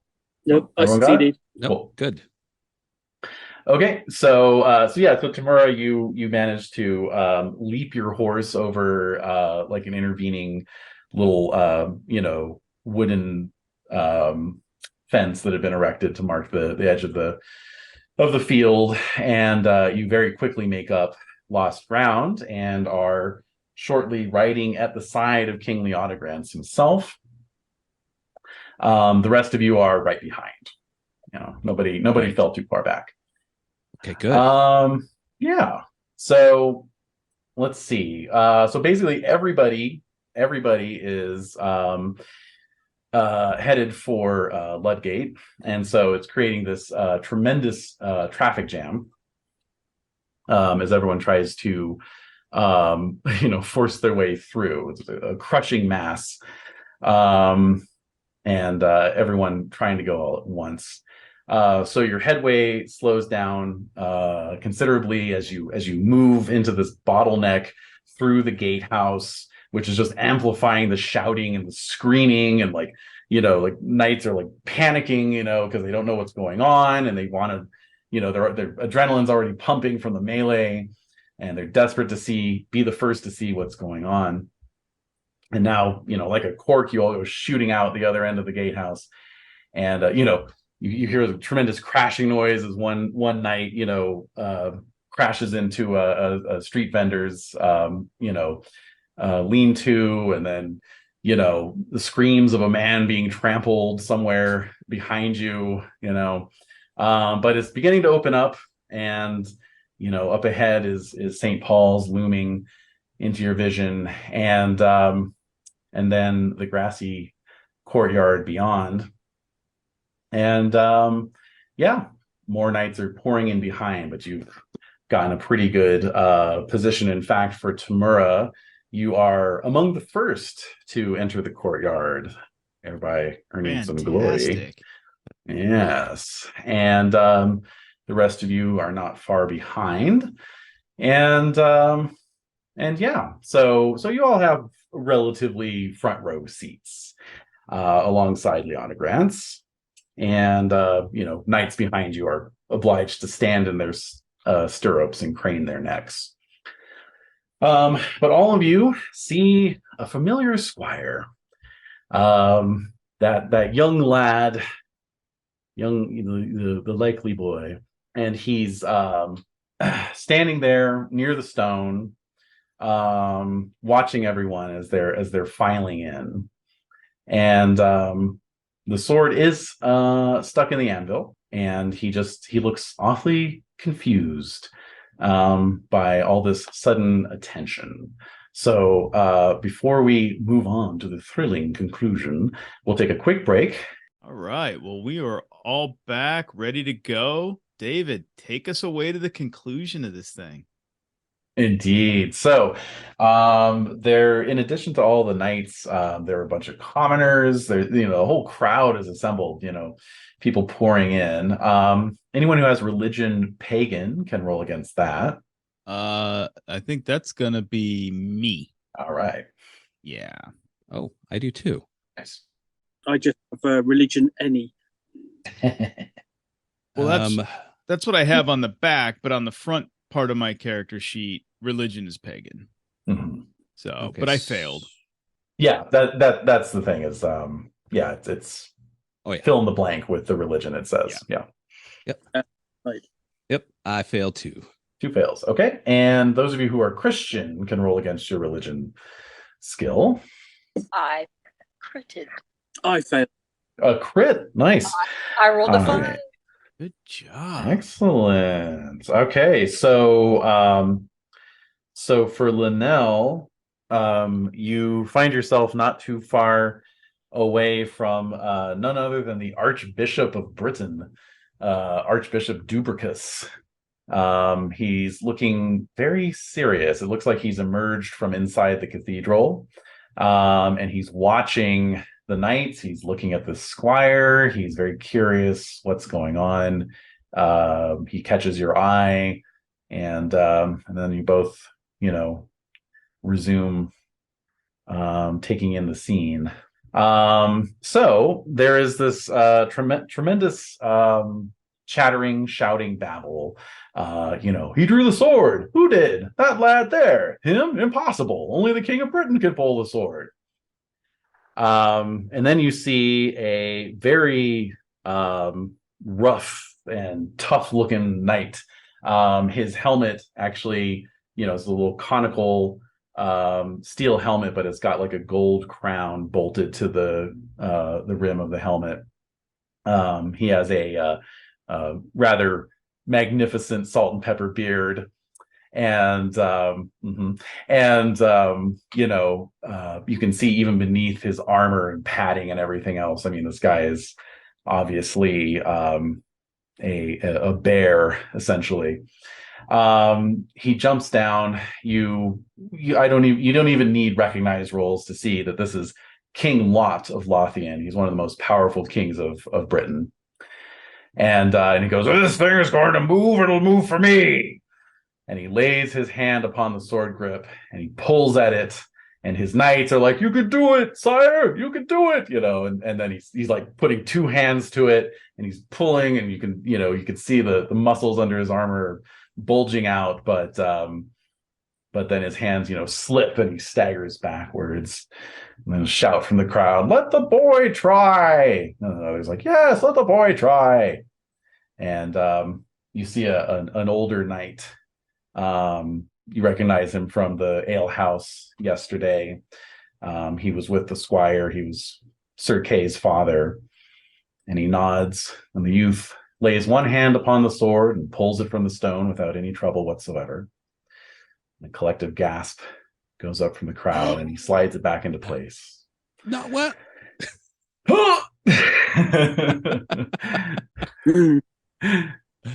And so then you see another regal knight. This is King Uriens of Gore. You were fighting Knights of Gore earlier, you'll recall. And like Lot before him, he dismounts and he says, "Well, if it's that easy," and he goes over and he gives it a good hard pull. He tries to like get his elbows crooked under the hilt. He just tries everything, and it doesn't budge. And the lad once again steps forward, pulls it free effortlessly, and this time he just holds it in his hand and looks around with a sort of sheepish expression on his face, like maybe he did something wrong. But then someone shouts, "He's the king!" And Leondegrance, who's near you, and by the way, who I always cast as Patrick Stewart, so you can picture that in your mind. Perfect. He says, "The boy drew the sword. The boy is the king." So what do you all think of this? Oh, I mean, for me, it is, it is a field day. Not only does my liege, swear fealty to the new king of the Britons, but this lad who saved a sneak thief from stealing my coins turned out to be what I said he would be, a potential to be a just and noble knight. So yes, he is most definitely my king as far as I'm concerned. Although does anyone feel otherwise, I guess, would be the question. Tamora's got mixed emotions, like mixed feelings. Like she's here because Lady Vivian knows that the world is about to change, and she wanted Dame Tamora to be like have a front row seat and witness it. But at the same time, a single king of Britain was to be decided by this tournament. Obviously, that's why she was here, to be part of that tournament and to help. Are you saying rules are rules? Well, rules are rules, but at the same time, she has her own personal motto: is proof is in deeds. Sure. And two well-seasoned knights and herself cannot pull that sword from the anvil, but the squire, can, he was able to pull it not once but twice and maybe thrice from the anvil. So she's got some conflicting emotions. It's not that she's a disbeliever or anything. It's just it's a lot to take in for her. But she's knowing what it represents and the legends behind it, behind the stone, the sword and in the stone. Yeah, it's a lot to take in, but she's basically in the same camp as everybody else. Cadwallon looks upon this as a sign of things to come. If a young squire can be raised to the to the throne, then there is hope for him being knighted. I mean, I need a squire, another squire. Yeah, you want to stay there. You want to stay in that position. Mine might be up for a new hire, considering he had to clean out my my chamber pot last night. Oh, that boy. that -3 constitution didn't come from anywhere. Yeah, was explosive. Sorry, go on. How about Linnell? How's Linnell feel about all this? Linnell will look on this and not necessarily with indifference, but again, in her heart, this was not something that she aspired to. She knew she was never going to pull the sword out and be king. Right. She has other things to do. Indeed. So, so yes, as these are thoughts are passing through your respective heads, King Lot draws his own sword, his own rebated sword, keep in mind, and strides towards the boy. His guards dismount a few steps behind him. Lot looks rather murderous. Does anyone want to do anything? Linnell would definitely. I love it. All right. So even though you're just kind of observing, you're also just like, no, you're not going to do that. Wait, Lot's got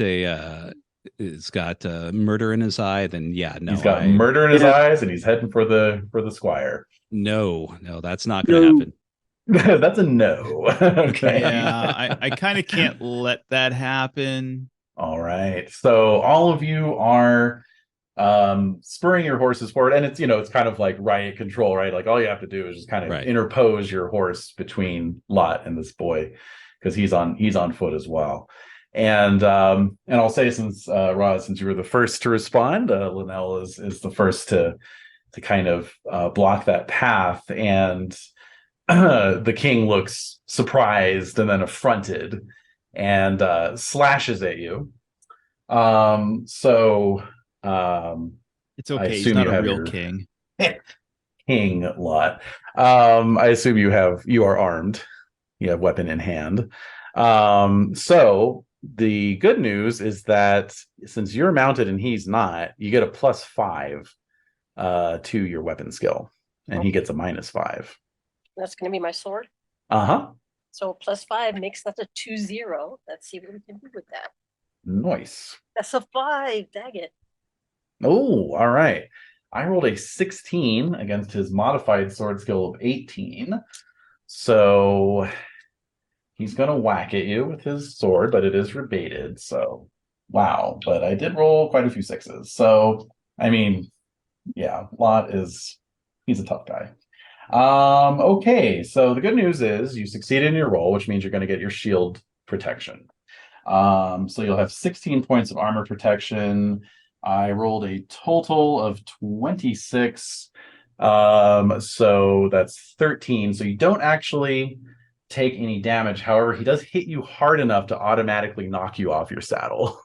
That's fine, but he's redirected from the boy. He very much is. And so a general melee is going to break out. So the rest of you are going to get a chance to take on some of Lot's bodyguard here. So we'll go with Cadwallon first. Okay. And so you're mounted, they're not. You get a +5 to your sword. Am I okay to use I'll be using my spear. It's my main weapon. So, okay, so that gives me or 20. That's a pity of the +5, because otherwise that would have been dead on for my spear skill. But anyway, 15. It gives and it takes away. See, yeah. I like that we got both examples though, like getting a modifier that turns it into a crit and getting a modifier that robs you of a crit. Oh yeah. Well, speaking of crits, I just rolled one. Oh. Giveth and taketh, or taketh and Yes. giveth. Yeah. All right, so that's going to be 9d6 damage total. Oh. Good news is, again, it's rebated. So let's see, 10, 13, 15, 16, still quite enough, 16, 20. Well, hey, that's weird. I I actually rolled less than what Lot did with a normal success. So 24. So that's 12 points. You made your roll. So but Cadwallon has kind of funky armor, doesn't he?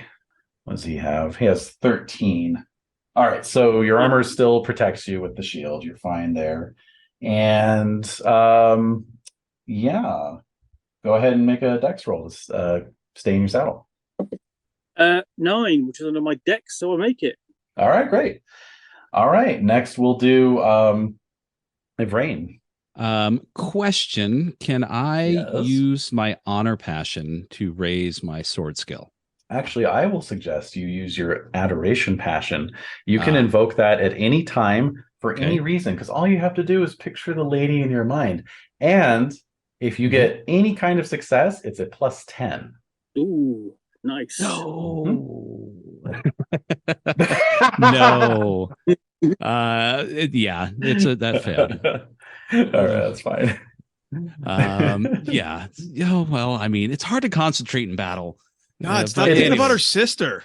Okay, so I just roll my straight sword. Just Okay. straight. Yeah, exactly. Oh no, that's a 19. And I got a 6, so that's suitable for me. And 10. Oh, these dice are all over the place. 24. So, you failed, didn't you? Yes. Okay, so you don't get your shield protection, unfortunately, which means that even with the rebated damage being halved, you take a 2-point, and your size is 11, so you are automatically knocked from your saddle. Oh, Womp womp.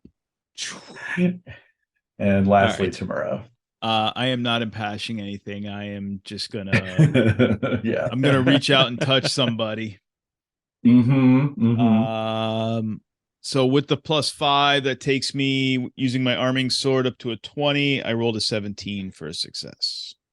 All right, brilliant. And I failed straight up. So go ahead. So in this case, you roll the damage indicated for your weapon. All right. It's usually That's either gonna 4 be- or 5. That's going to be D6. 5d6. Okay. That is 8, 10, 11, 14. 14. All right. So let's see. His size is 17. So yeah. No danger of a knockdown, obviously no damage with the rebated blade, but you do fend him off. So the fact that half of you were knocked from your saddles actually kind of illustrates the general scrum that has broken out here now, just completely completely taking away from any pretense of pomp or circumstance or dignity. And in fact one of the Lot's men, kind of slips through the cordon of horses and goes for the boy who's still holding the sword from the anvil. And maybe Linnell, as you're picking yourself up, you just see him sort of just you see the youth just sort of casually dispatch the Knight of Lothian. The sword just like cuts right through his armor like it's nothing. And the guy goes down bleeding, one of several injuries, if not outright casualties, inflicted.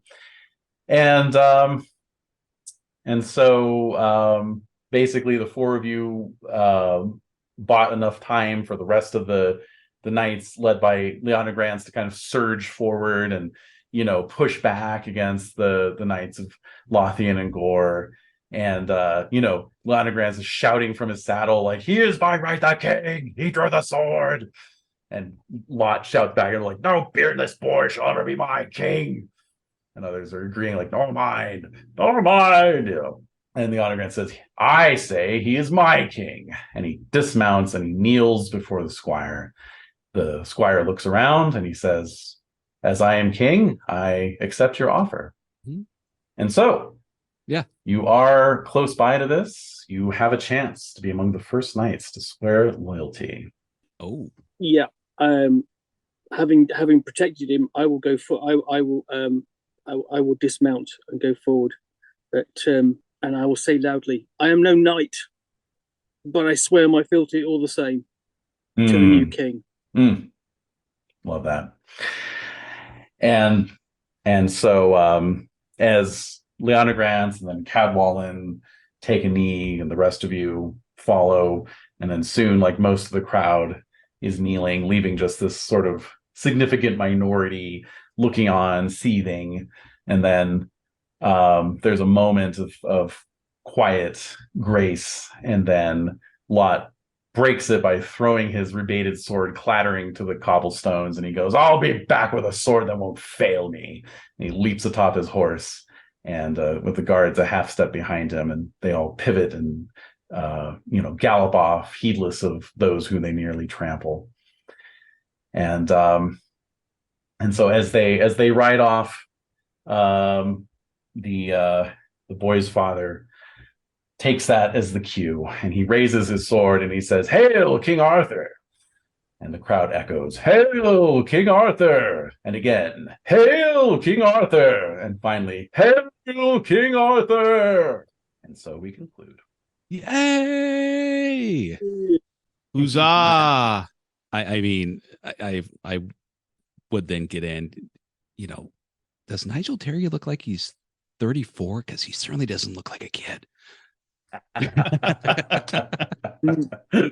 They have to cast for the whole life span. Oh yeah, it's not easy. Yes, Bravo. They didn't have CGI back Bravo. Yeah, bravo. Excellent. Yeah. Yeah.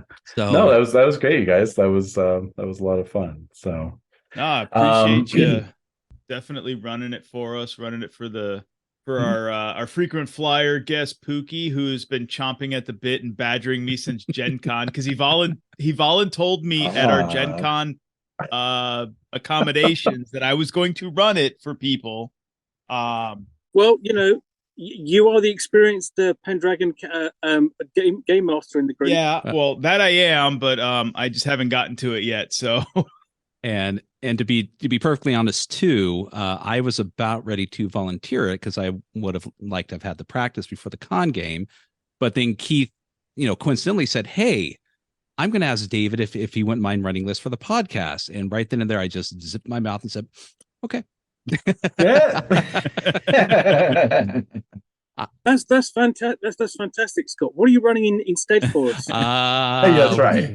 That's for another episode. But David, do you mind if any of the players have a couple of questions or anything? You got time to field a few questions? Absolutely. There's just one last bit of bookkeeping, which of course is glory. Oh yeah. Yes. Let's not forget the glory. Yes. Now, interestingly enough, we actually came out with a tie for the highest amount of glory, which was between Tamura and Linnell. So I would suppose that you both get bragging rights. I don't know, but I think that's okay. I would share bragging rights. Share the victory. Yeah. Well, the thing is, you can easily share bragging rights. You don't live that far. No, we actually live in the same town, so I'll buy her a beer. There you go. In real life, I'll buy her a beer next time we get together.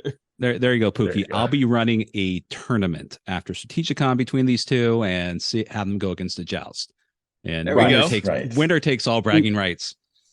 We'll break out Book of Battles, 2nd edition, followed by the Book of Feasts. Right. You're brave. So, well, why don't we start with Roz? Roz, do you have any questions for David or any comments you have about the game that you played tonight? I don't have any questions, but it was very enjoyable. Nice. I Glad love to hear that. Linnell. I love her. I know. She's one of my faves as well. Yeah. I guess a good question for you would be then if as this is part of the coming starter set, box set, would you then after you've already had a taste of it, would you as a player then be compelled to carry on to the other adventures that are provided? Definitely. Excellent. Definitely. Nice. Oh, great. So Scott, that's what you're running for us. I mean, whenever it comes out. Brilliant, thanks. Well, glad Scott volunteered, not me. Oh, No, it's all good. so Pookie. Yeah, Pookie. Well, okay, so yeah, really enjoyed that. Thank you, David, for course. running that. And I'm a long time fan of Pendragon. I sort of like first played it back in '85 with the first box set. Mm. One of the major, one of the major changes you would say between the editions 5.1, 5.2, and the new edition, 6th edition coming out soon? Great question. The differences between the latest edition and this one are not huge. Obviously, if you were going to look at first edition, then yes, there have been quite a few changes structurally, I'd say. But Greg referred to 6th edition as his ultimate edition, and I think what he meant by that was just basically saying like 6th edition reflects like his ultimate vision of what he always wanted Pendragon to be. And so in that sense, there's a lot of like kind of smaller changes sprinkled around, like armor is a little different. Like it's kind of stackable now instead of it just being like one type, like I'm wearing reinforced mail. It's like, no, actually wearing an Akaton with a hauberk and an open, helmets. And then, we saw how there's going to be differences in like what kind of shields you use. So little things like that I just think add some extra medieval flavor to the whole thing. The passions, obviously, I think are probably the biggest change because like in the older editions, if you fumbled a passion roll, you just instantly went mad. Whereas now, if you fumble a passion roll, it's not as bad. Actually, and just so you guys know, like I was actually just kind of running a simplified version of like how the passion system works because normally you would kind of roll to see if you have like a passion crisis if you fail, and then there's chances for melancholy and stuff like that. But this is the quick start demo scenario, so it was just kind of streamlining it. But I found in gameplay that that encourages people to try their passion rolls more often, because in the past people would be like, oh, I don't want to try that because I might go mad, or it's a low value passion, so I might I'll more likely fail than not, and then so I kind of like how that works. It's sort of like if you have a low value passion, it's okay because chances are nothing will happen if you fail. Let's see what else. I mean, just a lot of little things, just a lot of small changes. The most significant ones are going to be summarized in the back of the core rulebook for people coming in from 5th edition, and that'll let them update their character basically. Yeah, I mean, for example, I'm just looking at the combat skills. There's no lance skill. Right, exactly. So that's now like a charge skill, which usually you use with a lance, but you can use it with any weapon, really. So if you want to just go charging in with your sword, you can do that.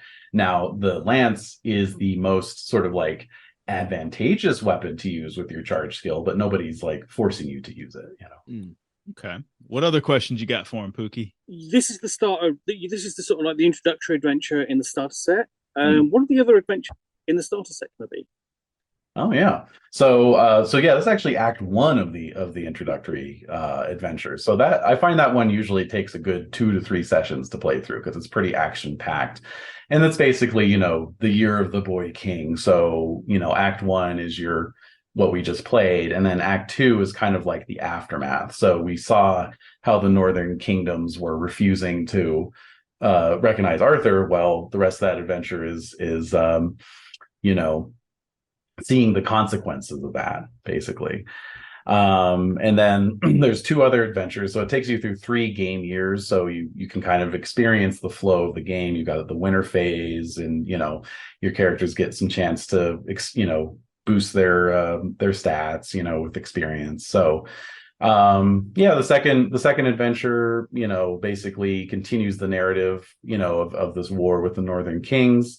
And you're running that kind of shifts, because in the first adventure it's not if you've seen the image of the starter set box, which is already kind of floating around out there, that art depicts sort of a climactic scene from the first scenario, and it's a big battle, of course.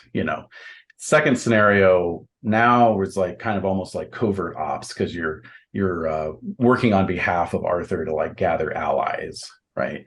And then the third adventure kind of wraps things up and involves you in some very legendary events, I'll just say. And you think, is there any opportunity for romance in these adventures? Because that's always a big thing, certainly in the long term, for a Pendragon. Yeah, I mean, that's actually one of the reasons why I gave Serve Rain an adoration passion, is because I did want to have a possibility if a player takes him for the campaign, that we would have a baked in sort of romance subplot, right? Because I mean, honestly, the scenarios are there to just provide the kind of backbone of the campaign, but right, if Serve Rain's player wants to keep going back to Londinium to woo this lady of the White Tower, that's their prerogative. So yeah, the scenarios themselves, since they are set early in Arthur's reign, which is a very tumultuous time, they're mostly centered around politics and war and that kind of thing, which is the bread and butter of the knights anyway.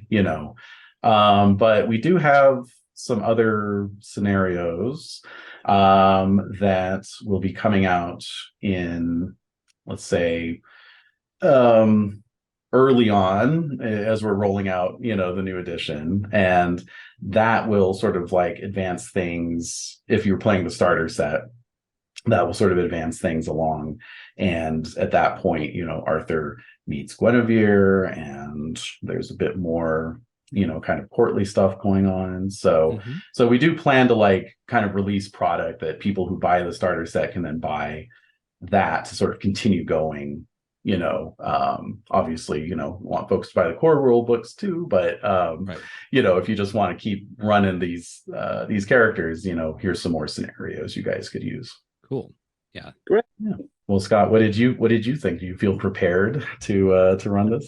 I do. I feel a lot more confident because I have read through it a couple times, and it's kind of my format. I need to kind of read and reread, and then when I finally get it to the table, just kind of put the pieces together. But yes, I do feel a lot more prepared. I have there is certain carryovers from things such as RuneQuest, so passions and whatnot. The opposing traits similar. So the concept is there, even though the roles are a little bit slightly different, but still the same. Was there? But technically, the carryover is the other direction. Correct. Yes. That's yes, the only correct. Yes. That's the only caveat. But that again, it's not like reinventing the wheel. It's not something that's fully baked in. It's like I don't know what's going on. But with that, so I will have more time running this because this is a 4-hour time slot, and you've proven it's not, and it doesn't need to run that time. That's just the shortest time slot the con provides. So that, this I see this as any sort of quick start as kind of like a taste test.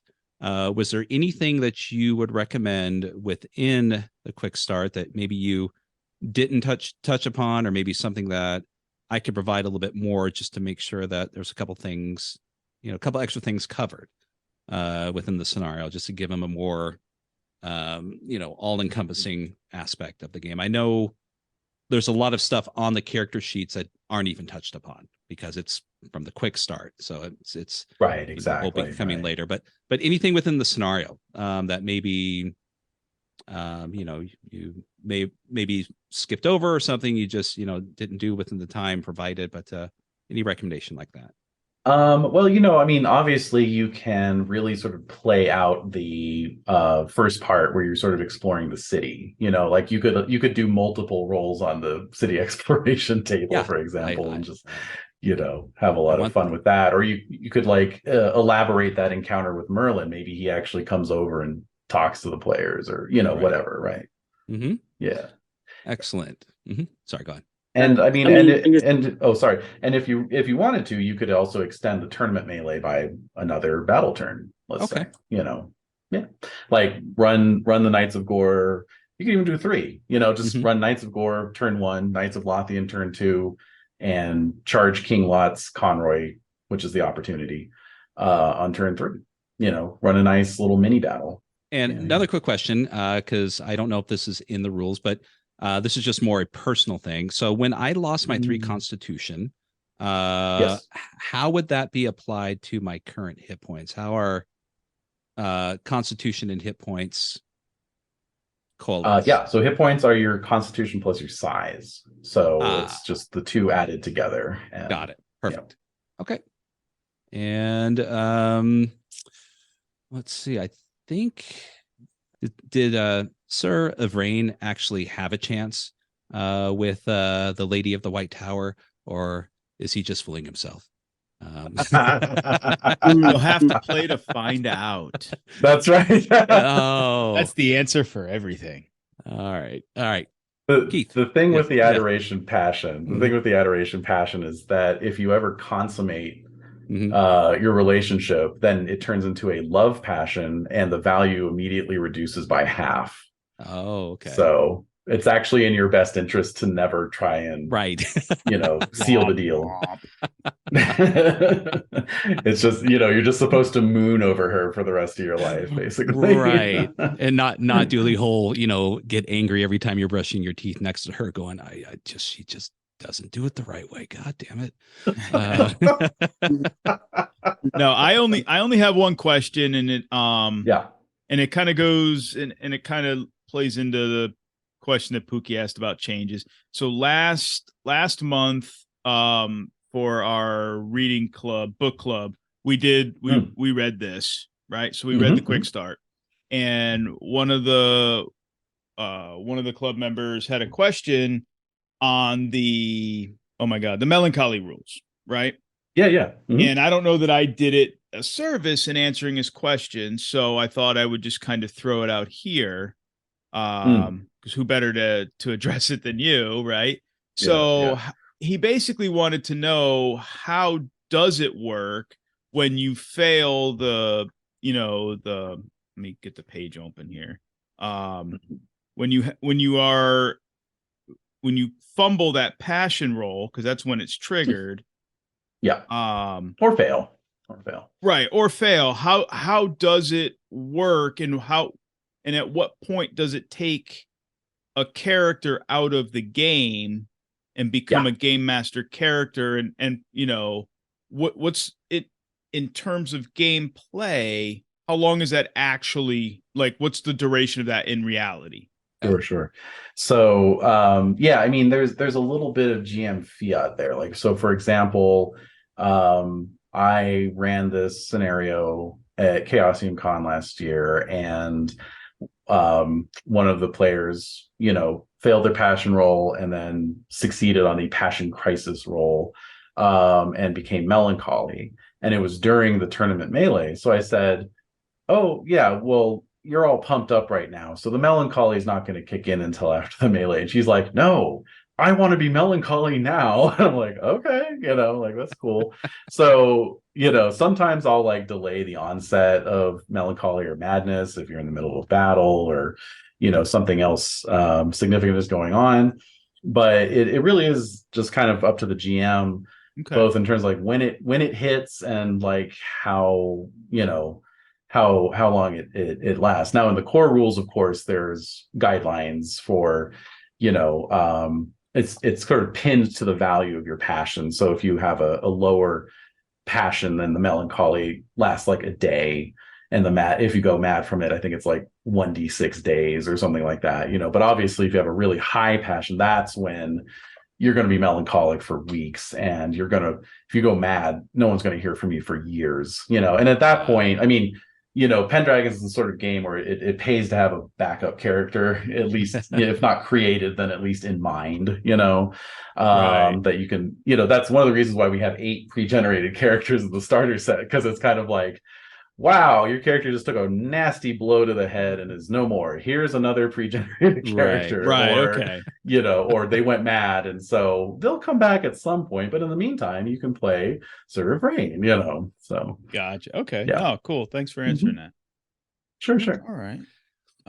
Any last reattacks from anybody? Any last questions? All right. I am good.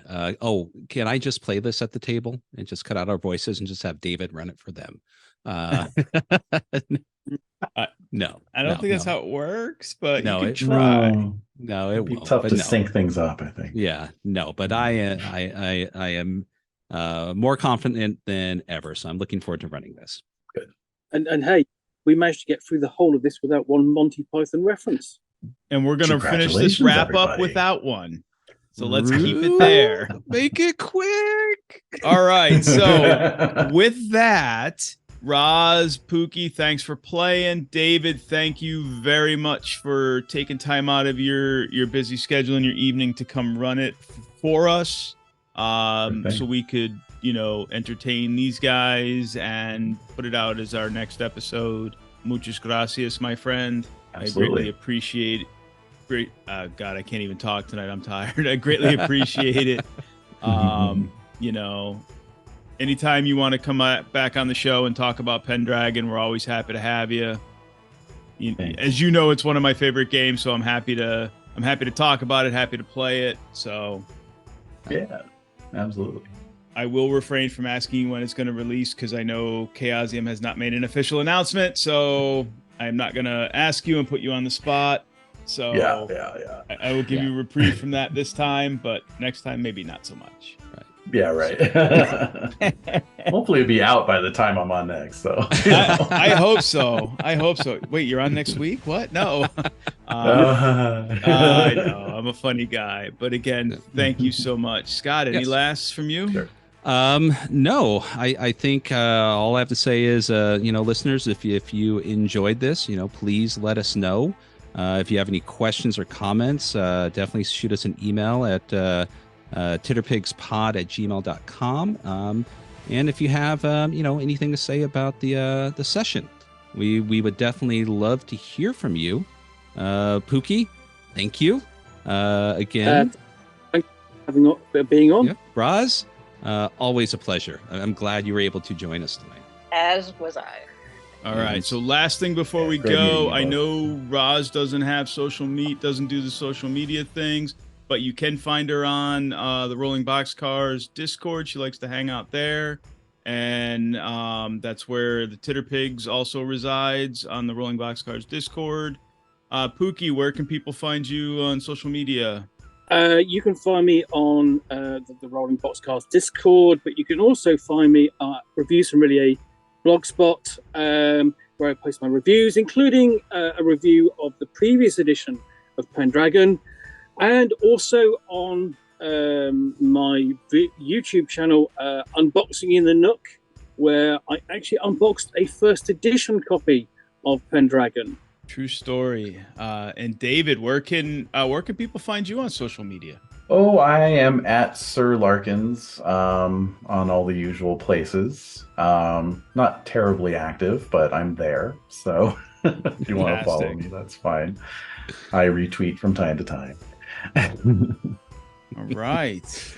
And you guys know where to find Scott and I on all the social medias. So we are there. We do our thing. And as always, shoot us emails. And we are out of here. Run away! Run away! Oh my God. There it is. He did it. He did it. Good.